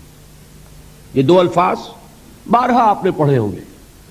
سورہ بنی اسرائیل میں فرمایا حضور سے مخاطب ہو کر وَمَا أَرْسَلْنَاكَ إِلَّا مُبَشِّرًا وَنَذِيرًا اے نبی ہم نے نہیں بھیجا آپ کو مگر بشارت دینے والا اور خبردار کرنے والا بنا کر۔ سورہ کہف میں جمع کے صیغے میں آیا وما نرسل المرسلین الا مبشرین ومنذرین، ہم نہیں بھیجتے رہے اپنے رسولوں کو مگر مبشر اور نذیر بنا کر۔ حضور کے بارے میں فرمایا انا ارسلناک شاہدا ومبشرا ونذیرا، جمع کے صیغے میں سورہ نساء میں فرمایا رسلا مبشرین ومنذرین لئلا یکون للناس علی اللہ حجۃ بعد الرسل وکان اللہ عزیزا حکیما۔ ایک ہے ابشار بشارت دینا، ایک ہے انذار خبردار کرنا، اور آپ کو معلوم ہے کہ کسی بھی تربیت کے اندر ان دونوں چیزوں کی ضرورت ہے۔ کبھی ایسا ہوتا ہے کہ ڈانٹ ڈپٹ کی ضرورت پیش آتی ہے، دھمکی کی ضرورت پیش آتی ہے، باز آ جاؤ، اپنے رویے کو درست کرو ورنہ پکڑ ہوگی، سزا ملے گی۔ کبھی آپ شاباش دیتے ہیں، ہمت کرو، گھبراؤ نہیں، تمہارے اندر صلاحیت ہے، مایوس نہ ہو، ہمت تمہاری کیوں جواب دے رہی ہے، تم بڑے ذہین ہو، محنت کرو، بڑے اعلیٰ درجات ملیں گے۔ قرآن مجید میں یہ دونوں رنگ ہیں جو اختیار کیے گئے، ایک تبشیر کا رنگ ہے، ایک انذار کا رنگ ہے۔ سورۃ العصر میں انذار کا رنگ ہے، خبردار، تمام انسان ہلاکت اور بربادی کا نوالا بننے والے ہیں سوائے ان کے جو چار شرطیں پوری کریں، الا الذین آمنوا وعملوا الصالحات وتواصوا بالحق وتواصوا بالصبر۔ تو معلوم یہ ہوا کہ یہ کامیابی کے جو منیمم پری ریکویزٹس ہیں، مجھ سے کہا گیا کہ انگریزی کے الفاظ کا فوراً ترجمہ کر دیا کرو، اور میں کر دیتا ہوں۔ اصل میں مغالطہ آپ کو یہ ہوتا ہے میں ترجمہ کہہ کے نہیں کرتا، لیکن اس کے بعد میں فوراً اردو کا مترادف جو ہے وہ لے آتا ہوں، لیکن میں یہ اس لیے استعمال کرتا ہوں انگریزی اصطلاحات، جیسا کہ میں نے عرض کیا تھا کہ میرے اصل مخاطب ہیں جدید تعلیم یافتہ لوگ، اور جدید تعلیم یافتہ لوگوں کے کمیونیکیشن جو ہے، ابلاغ، وہ ان انگریزی اصطلاحات کے ذریعے سے زیادہ بہتر اور صحیح تر ہوتا ہے، ورنہ وہ بات سمجھیں گے نہیں۔ اسی لفظ ابلاغ کو وہ نہیں سمجھیں گے اور کمیونیکیشن کو سمجھ لیں گے۔ یہ ہے اصل میں ساری مصیبت کے جو اس وقت ہمارے سامنے ہے، اس لیے یہ الفاظ ہم استعمال کرتے ہیں۔ تو میں یہ کیا عرض کر رہا تھا کہ در حقیقت ان الانسان لفی خسر الا الذین آمنوا وعملوا الصالحات وتواصوا بالحق وتواصوا بالصبر، یہ منیمم پری ریکویزٹس ہیں، کم سے کم لوازم ہیں نجات کے، ان سے کم تر پر نجات کا کوئی سوال نہیں۔ اس لیے کہ قسم کھا کر اللہ فرما رہا ہے، زمانے کی قسم ہے، تمام انسان خسارے میں ہیں سوائے ان کے جو چار شرطیں پوری کریں۔ تو تیسری چیز ذہن میں یہ رکھیے، یہ چاروں شرطیں لازم ہیں، یہ بہت اہم نکتہ ہے۔ ابھی ہم نے کسی لفظ کی گہرائی میں اتر کر نہیں دیکھا ہے، ابھی تو ہم سرسری طور پر تذکر بالقرآن کے مرحلے میں ہیں۔ پہلی بات کیا معلوم ہوئی، اس میں کامیابی اور ناکامی کا ایک معیار سامنے آیا، ٹھیک۔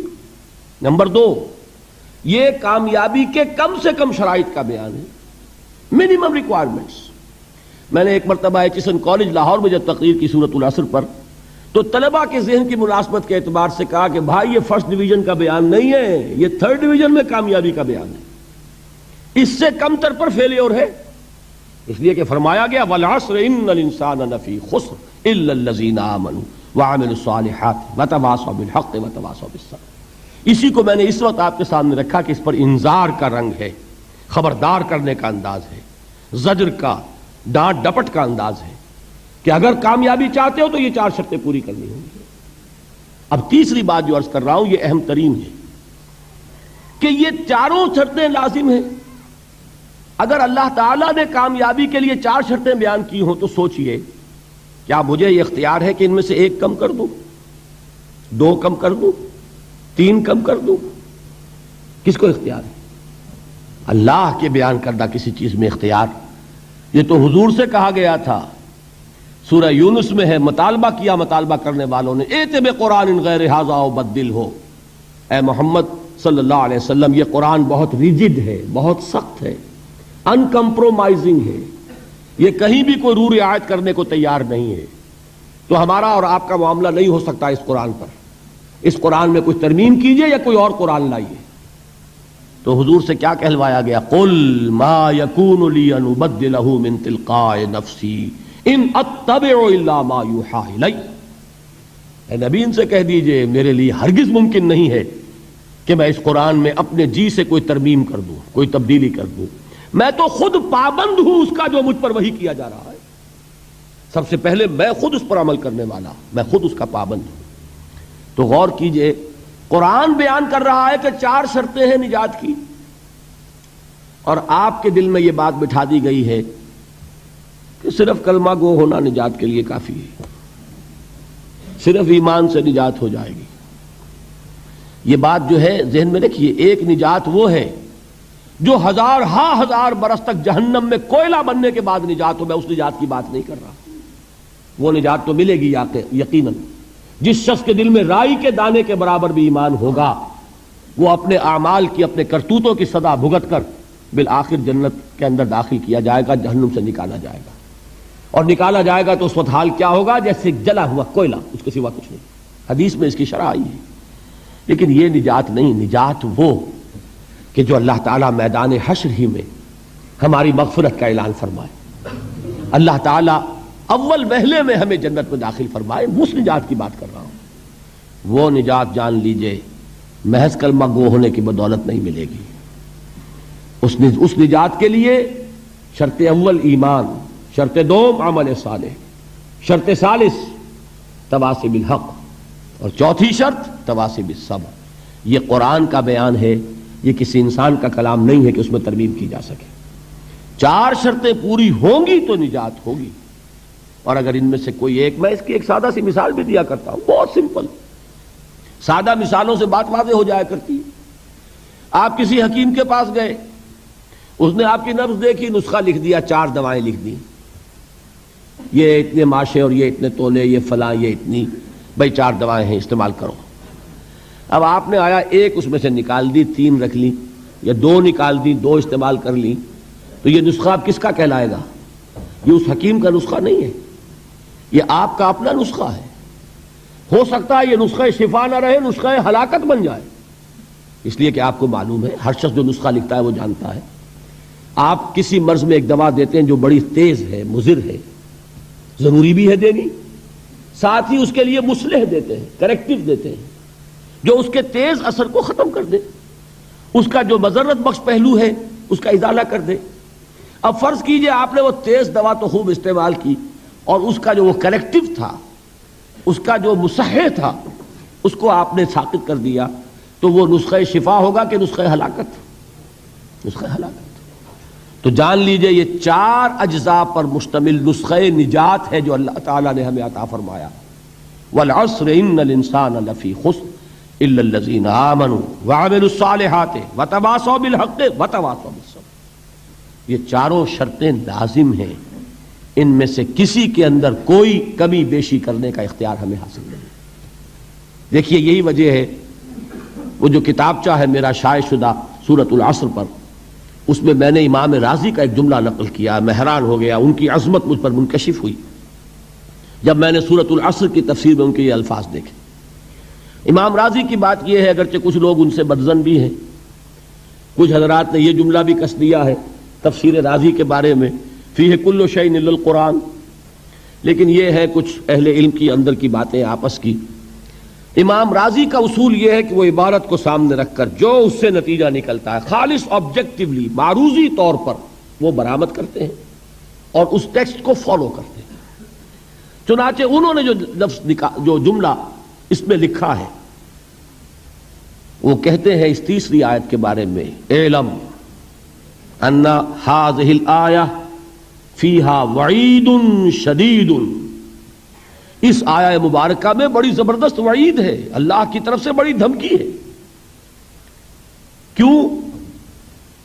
اس لیے کہ اس نے یہ طے کر دیا ہے، اس نے یہ بات واضح کر دی ہے، لأنها حکم بالخسار على جميع الناس الا من كان آتيا بهذه الاشیاء الاربعة وهي الایمان والعمل الصالح والتواصي بالحق والتواصي بالصبر. ودل ذلك ان نجاة معلقة بمجموع هذه الاشیاء. اس آیت میں تو اللہ نے فیصلہ کر دیا ہے پوری نوع انسانی کی ہلاکت اور بربادی کا، سوائے ان کے جو 4 شرطیں پوری کریں، ایمان، عمل صالح، تواصی بالحق، تواصی بالصبر. اور اس سے قطعی طور پر یہ بات ثابت ہو گئی کہ نجات کا دار و مدار ان چاروں کے مجموعے پر ہے. وَدَلَّ ذَلِكَ أَنَّ النَّجَاةَ مُعَلَّقَةٌ بِمَجْمُوعِ هَذِهِ الْأَشْيَاءِ. یہ بہت واضح اور صحیح ہے چیز کہ جو اخذ کی ہے امام رازی نے رحمت اللہ علیہ. اب ذرا غور کیجئے، یہ جو بات اللہ نے فرمائی اس پر تاکید کیا کی ہے، والعصر، زمانے کی قسم. ویسے تو اللہ تعالیٰ بغیر قسم کھائے بھی جو بات فرمائے مستند ہے ان کا فرمایا ہوا، کسی شک و شبے کی گنجائش نہیں. لیکن جہاں اللہ تعالیٰ کسی بات پر چاہتا ہے زور دینا، کسی بات پر چاہتا ہے کہ تمہیں پختہ یقین ہو جائے، وہاں وہ قسم کھا کر کہتا ہے والعصر ان الانسان لفی خسر الا الذین آمنوا وعملوا الصالحات وتواصوا بالحق وتواصوا بالصبر. چار باتیں میں نے عرض کی تھیں ابتدائی تمہیدی، چار ہی باتیں ہیں تذکر بالقرآن کے درجے میں. اس سورہ مبارکہ کو بحیثیت مجموعی اپنے ذہن کے سامنے رکھ کر نتیجے نکالنا، اس میں کامیابی کا ایک معیار ہے، کامیابی کے کم سے کم لوازم کا بیان ہے، اس میں جو چاروں چیزیں بیان ہوئی ہیں وہ لازمی ہیں، اور نمبر چار یہ کہ یہ نہایت مؤکد کلام ہے جس پر کہ اللہ نے قسم کھائی. اب آئیے تدبر بالقرآن کے درجے میں اب ایک ایک لفظ کو لیجئے، اس کی گہرائیوں میں اتریے. دو آیتوں پر انشاءاللہ تعالی ہم آج غور کریں گے، اور یہ جو بقیہ آیت ہے اس پر تو 4 دن باقی جو ہیں. ایمان کی حقیقت کیا ہے، عمل صالح کسے کہتے ہیں، تواصی بالحق کیا ہے، تواصی بالصبر، اس پر تو جیسا کہ آپ کو معلوم ہے ایک ایک دن ہمیں ایک ایک موضوع پر گفتگو کرنی ہے. آج پہلی بات سمجھیے والعصر. ابھی تک دیکھیے میں نے اس کا ایک ہی ترجمہ کیا، زمانہ کی قسم ہے. اب ذرا گہرائی میں سمجھیے کہ یہ زمانے کی قسم کیوں کھائی. سب سے پہلے یہ جانیے قرآن مجید میں اللہ نے قسمیں کیوں کھائی اور قسم کھانے سے مراد کیا ہے. ہم جب قسم کھاتے ہیں، یہ مغالطہ ہو گیا ہے بعض حضرات کو، اور اسی وجہ سے وہ بہت دور دراز بحثوں میں الجھ گئے. ہم جب قسم کھاتے ہیں تو کسی عظیم ہستی کی قسم کھاتے ہیں، ورنہ ہماری قسم میں کوئی معنی نہیں ہوں گے. گلاس کی قسم ہے تو کیا مطلب ہوگا اس کا؟ اس میز کی قسم ہے، کوئی معنی نہیں اس کی. اللہ کی قسم ہے. جب یہ ہم کہتے ہیں تو قسم کے اصل مفہوم کیا ہے؟ گواہی، شہادت. جب میں قسم کھاتا ہوں، میں اللہ کی قسم کھا کر کہہ رہا ہوں کہ یہ بات درست ہے، تو میں نے اللہ کو گواہ بنایا کہ جو کچھ میں کہہ رہا ہوں وہ صحیح ہے. جب ہم قسم کھا کر کوئی وعدہ کرتے ہیں، اس میں بھی گویا کہ اللہ کو گواہ بناتے ہیں. اللہ شہید بیننا و بینکم، اللہ گواہ ہے ہمارے اور تمہارے مابین کہ اب یہ جو معاہدہ ہوا ہے یہ ہمارے درمیان طے پا گیا، اور ہم دونوں کو اس کی پیروی کرنی ہے اور اس کا ایفا کرنا ہے. تو قسم کا اصل مفاد ہے گواہی، شہادت. اور اللہ نے جو قسمیں کھائی ہیں قرآن مجید میں آپ کو معلوم ہے، کہیں والتین والزیتون وطور سینین، کہیں والسماء والطارق، آسمان کی قسم، سورج کی قسم، والشمس وضحاها، رات کی قسم، دن کی قسم. اللہ تعالیٰ نے مخلوقات کی قسم کھائی، جبکہ ہم قسم کھاتے ہیں کسی عظیم ہستی کی، اس لیے کہ ہماری قسم بے معنی ہے جب تک کہ کسی عظیم ہستی کا ذکر نہ آئے. لیکن اللہ تعالیٰ کی قسم میں کسی شے کی عظمت کا کوئی دخل نہیں، اس لیے کہ یہاں قسم کھانے والا خود عظیم ترین ہے، اس سے عظیم تر تو کوئی شے نہیں. لہذا یہاں قرآن مجید میں جو قسمیں کھائی گئیں ان میں کسی شے کی عظمت کا معاملہ نہیں ہے، بلکہ مجرد شہادت اور گواہی. لہذا بامحاورہ ترجمہ کیا ہوگا؟ زمانہ گواہ ہے. والعصر، زمانہ گواہ ہے. اچھا اب آئیے لفظ عصر پر. عصر کے معنی اب تک میں نے ترجمہ کیا زمانہ، لیکن زمانے کے لیے عربی میں کتنے الفاظ ہیں؟ زمان خود عربی کا لفظ، وقت عربی کا لفظ، دہر عربی کا لفظ. اور دہر پر تو آپ کو معلوم ہے کہ ایک پوری سورت ہے، سورۃ الدہر 29ویں پارے میں، جیسے یہاں سورۃ العصر ہے. عصر یہ بھی عربی کا لفظ. اب ان میں فرق کیا ہے؟ دیکھیے دہر اور عصر، ان دونوں الفاظ کو سمجھ لیجئے. اور یہ جو جدید جنہوں نے کچھ فزکس کا کوئی مطالعہ کیا ہے یا کچھ معلومات رکھتے ہیں، وہ در حقیقت ان الفاظ کی گہرائی کو سمجھ سکیں. آپ حضرات کے علم میں ہوگا یہ، اور جن کے علم میں نہیں ہے وہ اس وقت اس کو ذہن نشین کر لیں کہ آئنسٹائن ایک بہت بڑا فزسسٹ، ماہر فزکس، اس وقت دنیا کا عظیم ترین سائنسدان وہ مانا گیا اس صدی کا، آئنسٹائن نے ایک نظریہ پیش کیا جس کی روح سے یہ جو سپیس کا ہمارا کانسیپٹ ہے کہ یہ 3 ڈائمینشنل سپیس ہے، 3 ابعاد ہوتی ہیں، کوئی شے ہے اس کا طول ہوگا، عرض ہوگا، اور گہرائی ہوگی یا اونچائی ہوگی، یہ 3 ڈائمینشنز ہیں۔ یہ کمرہ ہے، ہال ہے، اس کی لمبائی ہے، چوڑائی ہے اور اس کی اونچائی ہے۔ کوئی شے بھی ہوگی اس میں یہ 3 آپ کو اس کے ابعاد ملیں گے۔ اب ابعاد کا لفظ آپ نہیں سمجھیں گے، ڈائمینشن سمجھ جائیں گے، لیکن جو انگریزی نہیں جانتے ان کے لیے ابعاد کا لفظ بول رہا ہوں، اعراض کہہ لیں، ابعاد کہہ لیں، لیکن یہ ثقیل لفظ ہے، dimensions, 3 dimensional concept of space. لیکن آئنسٹائن نے جو بات بیان کی وہ یہ ہے کہ time is the 4th dimension of space. یہ جو ہمارا تصور ہے وہ تو ہے 3 ابعاد کا، حقیقت میں سپیس جو ہے 4 ڈائمینشنل ہے، اور ٹائم جو ہے وقت وہ در حقیقت 4تھی ڈائمینشن ہے اس سپیس کی۔ اسی لیے زمان و مکان کا لفظ جب ہم بولتے ہیں ایک اصطلاح کے طور پر، زمان و مکان، ٹائم اینڈ سپیس، اس کا جو مرکب ہے اس مرکب میں اگر آپ کل کو لیں گے اور اس کا پھیلاؤ آپ اپنے سامنے رکھیں گے تو اس کے لیے لفظ دہر آئے گا، اور جب اس کے لیے وقت کا تصور صرف رکھیں گے، وہ وقت جو گزرتا ہے، جس میں مرور ہے، جس میں ماضی، حال اور مستقبل کی تقسیم ہے، تو وہ وقت جو ہے سیریل ٹائم جسے کہا جاتا ہے انگریزی میں، زمانے جاری یہ عربی میں کہیں گے، یہ ہے عصر، گزرنے والا زمانہ، وہ زمانہ جو اس وقت حال ہے۔ ایک لمحہ ہے حال، اگلے لمحے وہ ماضی ہو گیا، اور اس سے پہلے لمحے وہ مستقبل تھا۔ ہر لمحہ جو ہے وہ گزر رہا ہے کہ میں اپنی تسبیح روز و شب کا شمار کرتا ہوں دانا دانا، یہ زمانہ جو ہے گزرتا ہے ماضی، حال اور مستقبل میں، اس کو کہتے ہیں عصر۔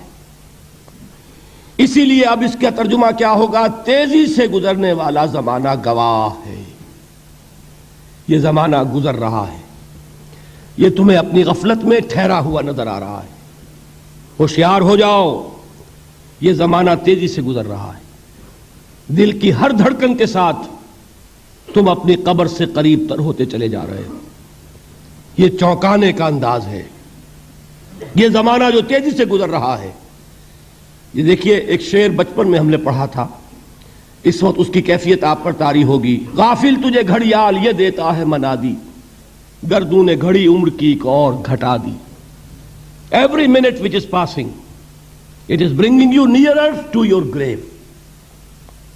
ہم نے اپنے میٹرک کے زمانے میں ایک انگریزی کی نظم پڑھی تھی، سام آف لائف، اس میں ایک سٹینزا میں آپ کو پڑھ کر سنا رہا ہوں۔ Art is long and time is fleeting, and our hearts though stout and brave, still like muffled drums are beating funeral marches to the grave۔ یہ آپ کے علم میں ہوگا جب کوئی فوجی بڑا شخص جو ہے، کوئی جرنیل، اس کا جب انتقال ہو جاتا ہے، اس کی لاش کو لے کر جاتے ہیں اس کے کفن کو، تو اس کے ساتھ ہی بینڈ بجتا ہے، بینڈ کی ہر جو بیٹ ہے اس کے ساتھ وہ جنازہ قبر سے قریب تر ہو رہا ہے، وہی بیٹنگ آف دی ہارٹ ہے، دل کی ہر دھڑکن کے ساتھ تم اپنی موت سے قریب تر ہو رہے ہو۔ تمہارا یہ جنازہ جیسے کہ وہ بیٹ آف دی ڈرم ہے، اسی طرح بیٹ آف دی ہارٹ کے ساتھ تم اپنی قبر سے قریب تر ہو رہے ہو۔ اور یہ زمانہ جو تمہاری اصل متاع ہے کیا ہمارے پاس؟ یہ تھوڑی سی مہلت، اسی میں کچھ بنانا ہے، اور یہ مہلت تیزی سے گزر رہی جیسے برف پگھلتی ہے۔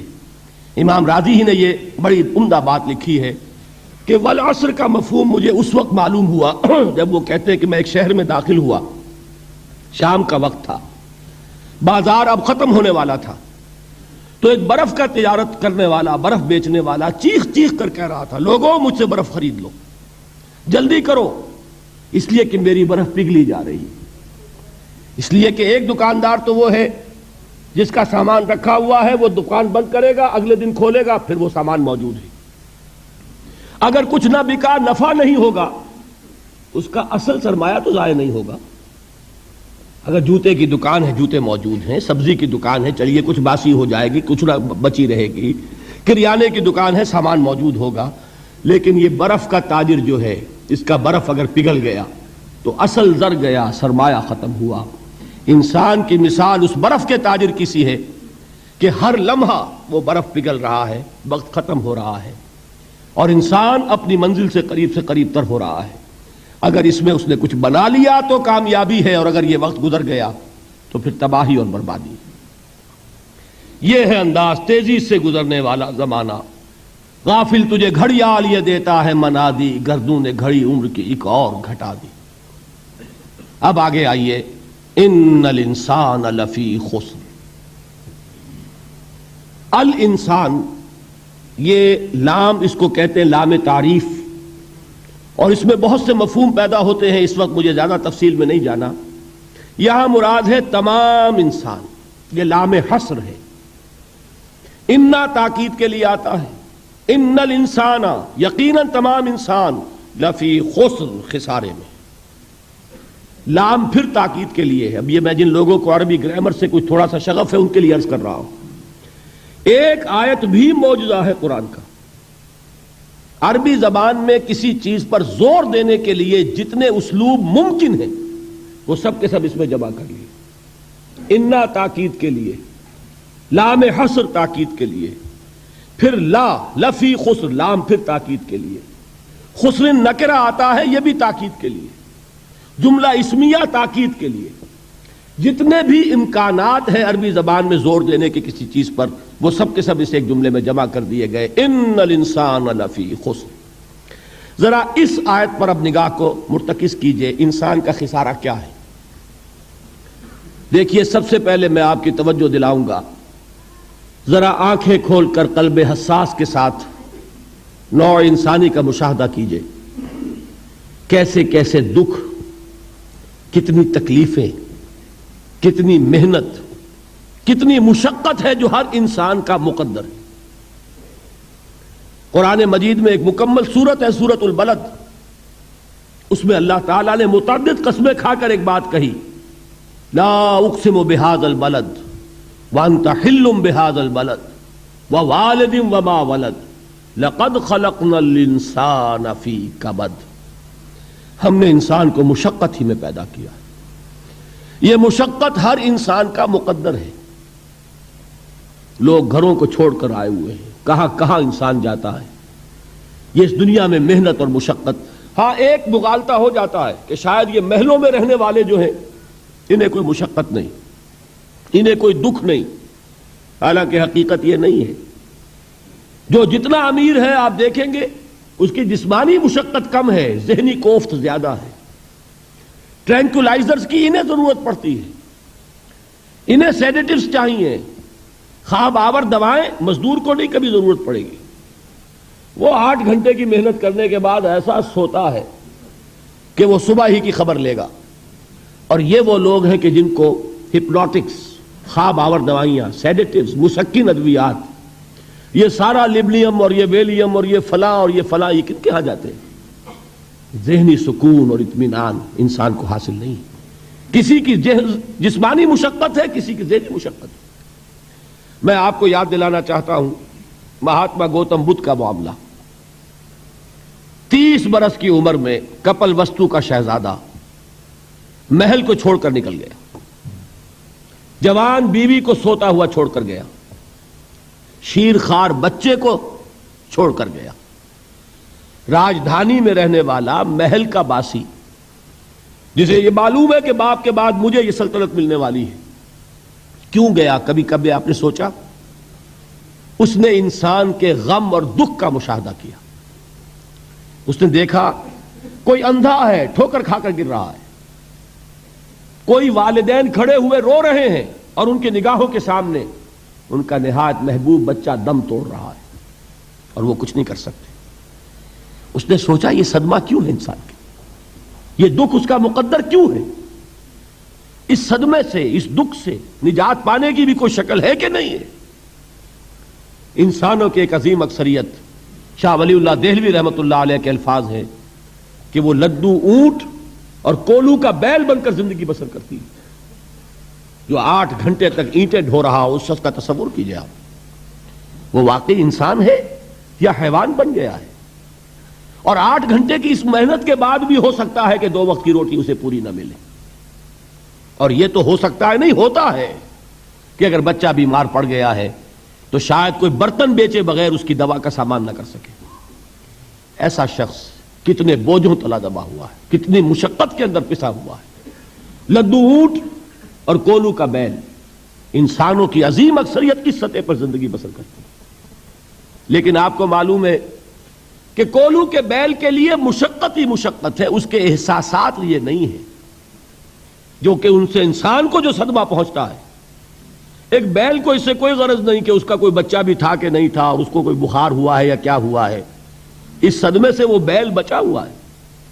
گھوڑے کو کوئی پتہ نہیں کہ میرا بھی کوئی اولاد میری ہے یا نہیں ہے، اور مجھے اس کا کوئی صدمہ ہے یا دکھ ہے، کوئی پتہ نہیں۔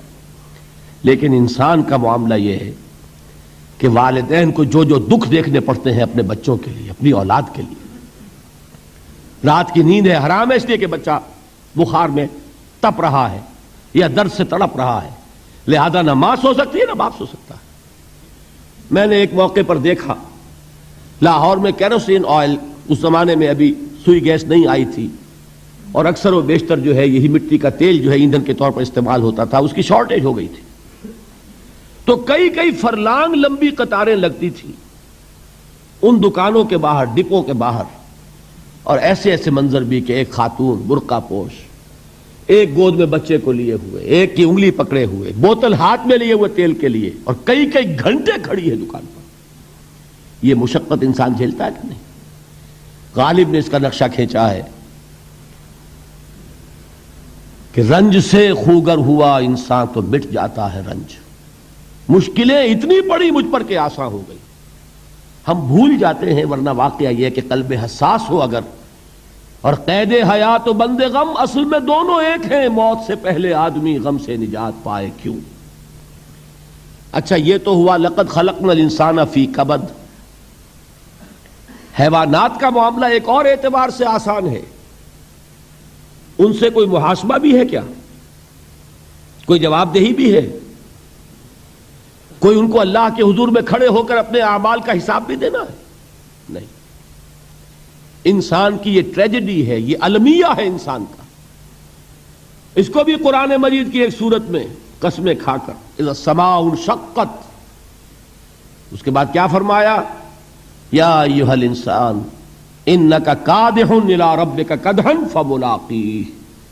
اے انسان، تیرا المیہ، تیری ٹریجڈی اس سے کہیں بڑھ کر ہے، تجھے صدمے پر صدمے جھیلتے ہوئے، مشقت پر مشقت برداشت کرتے ہوئے ایک روز اپنے رب کے حضور میں بھی کھڑا ہونا ہے، جواب دہی بھی کرنی ہے۔ اس دن کے حساب سے، اس دن کے احساس سے جو بڑے بڑے ہماری امت کے عظیم جو گلے سرسبد ہیں، ان کا یہ حال آپ نے پڑھا ہوگا۔ حضرت ابوبکر صدیق رضی اللہ تعالی عنہ وہ ایک عجیب کیف کے عالم میں فرمایا کرتے تھے، کاش میں درختوں پر چہچہاتی ہوئی چڑیا ہوتا جس سے حساب کتاب نہیں ہوگا، کاش کہ میں گھاس کا تنکا ہوتا جو آج ہے اور کل آگ میں جلا دیا جاتا ہے، ختم ہو جاتا ہے، اس سے محاسبہ کوئی نہیں ہے۔ وہ جس کے احساس سے کہ حضرت عمر جو ہیں اپنے انتقال کے وقت سخت بے چین تھے، ان کے بیٹے حضرت عبداللہ ابن عمر رضی اللہ تعالی عنہما نے ان کا سر جو ہے وہ اپنے زانوں پر رکھ لیا تو کہا نیچے ڈال دو۔ ایک عجیب بے کلی اور بے چینی۔ انہوں نے کہا ابا جان آپ کیوں پریشان ہیں؟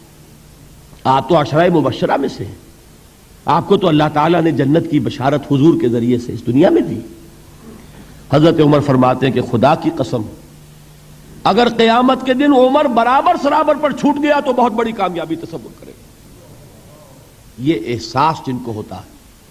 حضرت علی کا حال کیا ہوتا ہے؟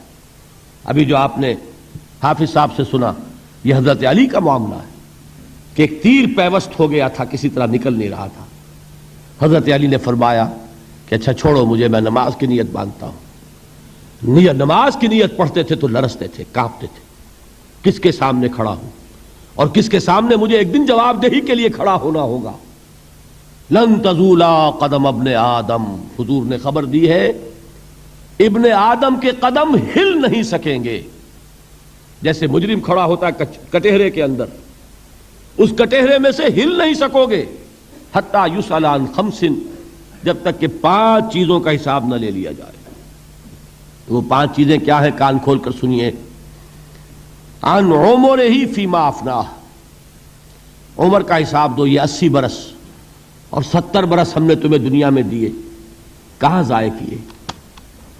وعن شبابہ فیما ابلاہ، اور خاص طور پر جوانی کا دور، امنگوں کے دن، ولولے ہوتے ہیں، قوت ہوتی ہے، توانائی ہوتی ہے، آدمی چلتے ہوئے زمین پر پاؤں مارتا ہے، قوت جو ہے وہ اپنا اظہار چاہتی ہے.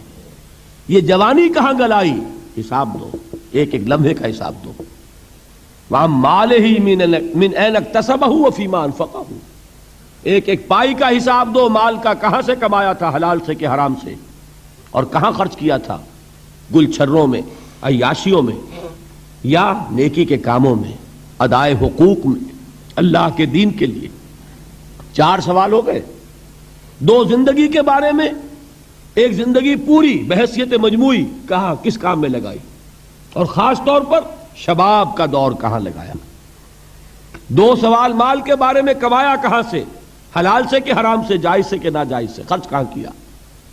اور آخری سوال وعما عمل فیما علم، جو علم حاصل کیا تھا اس میں عمل کتنا کیا. علم کے انبار لگاتے چلے گئے اور عمل کے آغاز کی بھی نوبت نہ آئی. یہ علم جو ہے یہ اس روز سب سے بڑا وبال بن جائے گا انسان. اتنا علم اور عمل کچھ نہیں، بجائے کہ کریڈٹ کا ذریعہ بنے یہ الٹا ڈیبٹ کا کھاتا بن جائے گا. یہ جواب دہی کا احساس ہے کہ جس کی وجہ سے انسان کی ٹریجڈی جو ہے وہ دوہری ہے. کوئی حیوان اتنے بوجھ تلے نہیں، مشقت کی، محنت کی، اس زندگی میں ختم ہوئے، اس کے بعد کوئی محاسبہ نہیں.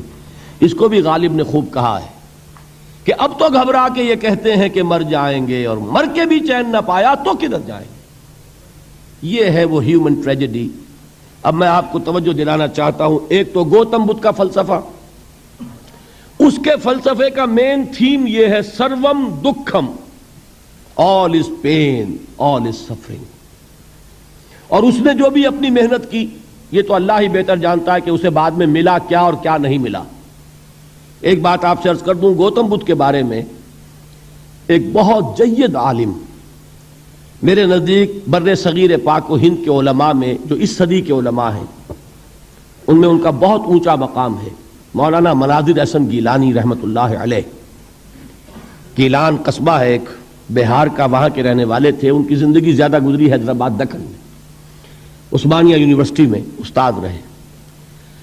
انہوں نے گوتم بدھ کے بارے میں یہ لکھا ہے کہ میرا یہ گمان ہے کہ وہ بھی اللہ کے نبی تھے، اور اس کی دلیل دی ہے. قرآن مجید میں ایک رسول کا ذکر آتا ہے، ذوالکفل، اور یہ ذوالکفل وہ ہے جس کے بارے میں ہمیں کچھ پتہ نہیں. قرآن مجید میں بھی ایک جگہ ذکر آیا ہے. نمبر 2 یہ کہ کسی حدیث میں اس کی کوئی ہمیں وضاحت نہیں ملتی، نہ حضور سے پوچھا گیا نہ حضور نے اس کی وضاحت فرمائی. اب یہ ذوالکفل ہے کون؟ تورات میں جو نبیوں کے نام آتے ہیں ان میں سے کسی نبی کا نام ذوالکفل کے آس پاس نہیں بنتا کہ یہ سمجھا جائے کہ یہ اس نام کی بگڑی ہوئی یا بدلی ہوئی شکل بن گئی ہے. تو انہوں نے جو کہا ہے وہ بات وزنی معلوم ہوتی ہے اس اعتبار سے کہ کپل وستو، کپل پے جو ہے وہ عربی میں ہے نہیں، وہ فے بنتی ہے. تو ذوالکفل کے معنی کفل والا، اور یہ کفل جو ہے کپل، کپل والا، جس کو ہم کہتے ہیں کپل وستو کا شہزادہ. تو انہوں نے یہ کہا ہے کہ گوتم بدھ کے بارے میں یہ خیال، یہ میں عرض کر دوں کہ اس کو ہم یقین سے نہیں کہہ سکتے، یہ ان کا گمان ہے، خیال ہے، واللہ عالم کہیں گے ہم، لیکن امکان ضرور موجود ہے. قرآن کہتا ہے وَلِكُلِّ قَوْمٍ ہَادٍ، ہم نے ہر قوم میں ہادی بھیجے. وَإِن مِّن قَرْيَةٍ إِلَّا خَلَا فِيهَا نَذِيرٌ، کوئی بستی ایسی نہیں دنیا میں جس میں کوئی نہ کوئی خبردار کرنے والا نہ آیا ہو. تو یہ ممکن نہیں ہے کہ وہاں نبی نہ آئے ہوں، لیکن ان کی تعلیمات اتنی بدل گئی ہیں کہ ہم ان کو پہچان نہیں سکتے. حضرت مسیح علیہ السلام کی تعلیمات اگر عیسائیوں سے ہم سمجھیں تو کبھی بھی انہیں اللہ کا نبی نہیں مان سکتے. یہ تو قرآن مجید نے آ کر حضرت مسیح علیہ الصلوۃ والسلام کی اصل حقیقت ہمیں بتائی، ورنہ تو خدا کا بیٹا ثالث و ثلاثہ ان کو کیسے ہم مانتے ہیں؟ لیکن یہ کہ قرآن نے بتایا تو جان لیجئے ہو سکتا ہے کہ گوتم بدھ بھی اللہ کے نبی ہو، لیکن ہو سکتا ہے کہ درجے میں کہیں گے، یقین سے نہیں کہہ سکتے۔ بہرحال گوتم بدھ نے اس دکھ، رنج، صدمہ، غم جو انسان کا مقدر ہے اس کا مشاہدہ کیا، اور پھر تپسیائیں کی، علم حاصل کیا، رشیوں منوں کے پاس گیا، اس نے کوشش کی کہ معلوم ہو سیلویشن کا راستہ کون سا ہے، اس دکھ سے نجات پانے کی کوئی سبیل بھی ہے کہ نہیں، اس غم سے، اس نجات سے، اس اندوہ سے انسان کسی طریقے سے چھوٹ سکتا ہے یا نہیں۔ اسی کو سیلویشن کہتے ہیں انگریزی میں، اسی کو ہندی میں نروان کہتے ہیں، اسی کو عربی میں نجات کہتے ہیں۔ ان نجات معلقۃ بمجموع هذه الاشیاء، میں نے امام رازی رحمۃ اللہ علیہ کے الفاظ میں آپ کو وہ لفظ بتایا، نجات کی راہ۔ اچھا، جدید فلسفوں میں جن حضرات کو دلچسپی کی بات ہے انہی کے بارے میں یہ عرض کر رہا ہوں، جدید فلسفوں میں بھی ایک فلسفہ ہے وجودیت، ایگزسٹانشلزم۔ آپ نے نام سنا ہوگا سارترے، یہ فرینچ فلسفر، اور اس وقت دنیا میں جو نوجوان نسل ہے وہ بہت زیادہ متاثر ہوئی ہے سارترے کے فلسفے سے۔ کرکیگارڈ پرانے دور میں اور سارترے اس دور میں، ان کے فلسفے کا نام ہے وجودیت، ایگزسٹانشلزم۔ اس کا مرکزی خیال بھی یہی ہے، انسان کے لیے دکھ ہی دکھ ہے، صدمہ ہی صدمہ ہے، رنج ہی رنج ہے۔ صرف یہ ہے کہ کچھ حساس لوگ ہوتے ہیں وہ صدمے کو زیادہ محسوس کرتے ہیں، کچھ ذرا ان کی حس جو ہے وہ کچھ ڈل ہو جاتی ہے، کند ہو جاتی ہے۔ وہ جو غالب کا شعر میں نے آپ کو سنایا کہ مشکلیں اتنی پڑی مجھ پر کہ آساں ہو گئی، ورنہ یہ ہے کہ انسان سوچے تو دکھ ہے۔ اب یہ دکھ جو ہے اس سے نجات کا کوئی راستہ بھی ہے کہ نہیں، یہ کوسچن مارک ہے، جس کا جواب ہے تیسری آیت میں الا الذین آمنوا وعملوا الصالحات وتواصوا بالحق وتواصوا بالصبر، جو ایک نا امیدی کی کیفیت طاری ہوتی ہے، والعصر ان الانسان لفی خسر، زمانے کی قسم ہے تمام انسان برباد ہونے والے ہیں، تباہی میں ہیں، گھاٹے میں ہیں، ٹوٹے میں ہیں۔ اس سے جو ایک مایوس کن صورتحال سامنے آتی ہے، اس مایوسی سے نجات دلانے والی آیت ہے تیسری آیت۔ ایک راستہ ہے، یہ امید کی کرن ہے، تباہی سے بچ سکتے ہو، ابدی بربادی وہ بربادی۔ یہاں تو یہ ہے کہ ہم نے مشقتیں اٹھا لیں، فاقے جھیل لیے، تکلیفیں برداشت کر لیں، صدمے برداشت کر لیے، لیکن موت آئی، اس کا خاتمہ ہو گیا۔ لیکن اس کے بعد اگر خدا نہ خواستہ جہنم میں جھونک دیے گئے، وہ ابد الآباد تک کی، وہ ہمیشہ ہمیشہ کی جلن۔ قرآن کہتا ہے کہ اگر ایک کھال جل جائے گی، جھلس جائے گی، اللہ اور کھال دے دے گا۔ دیکھیے یہ بھی جدید دور میں آپ کو معلوم ہوگا، بورس بکائی نے جو کتاب لکھی ہے دی فرینچ سرجن، اس نے ثابت کیا ہے کہ قرآن مجید نے جتنے نیچرل فینومینا کا حوالہ دیا ہے وہ بالکل سائنس کے مطابق ہے۔ آج ہمیں یہ معلوم ہے کہ حس جو ہے وہ صرف کھال میں ہوتی ہے، کھال حساس ہوتی ہے، کھال اتر جائے نیچے جو ہے گوشت جلے گا، آپ کو تکلیف نہیں ہوگی۔ معلوم قرآن نے کہا ہے کہ جب کھالیں ان کی جھلس جائیں گی ہم نئی کھال دے دیں گے، تاکہ وہ سوزش جو ہے، وہ جلن کا احساس برقرار رہے، وہ ختم ہونے نہ پائے۔ حالانکہ اس کی ضرورت نہیں ہے، اگر اندر کا گوشت بھی حس والا ہوتا تو پھر کھال دوبارہ عطا کرنے کی ضرورت نہیں ہے، گوشت جلے گا، اس سے بھی جلن کا اور سوزش کا احساس ہو جائے گا۔ لیکن قرآن کہتا ہے کہ نہیں، کلما نضجت جلودہم بدلنا لہم جلودا غیرہا، جب ان کی کھالیں جھلس جائیں گی، جل جائیں گی، ہم ان کی کھالیں بدل دیں گے تاکہ وہ سوزش برقرار رہے۔ ثم لا يموت فيها ولا يحيا، پھر نہ وہ اس میں جی سکے گا نہ مر سکے گا، نہ زندوں میں ہوگا نہ مردوں میں ہوگا۔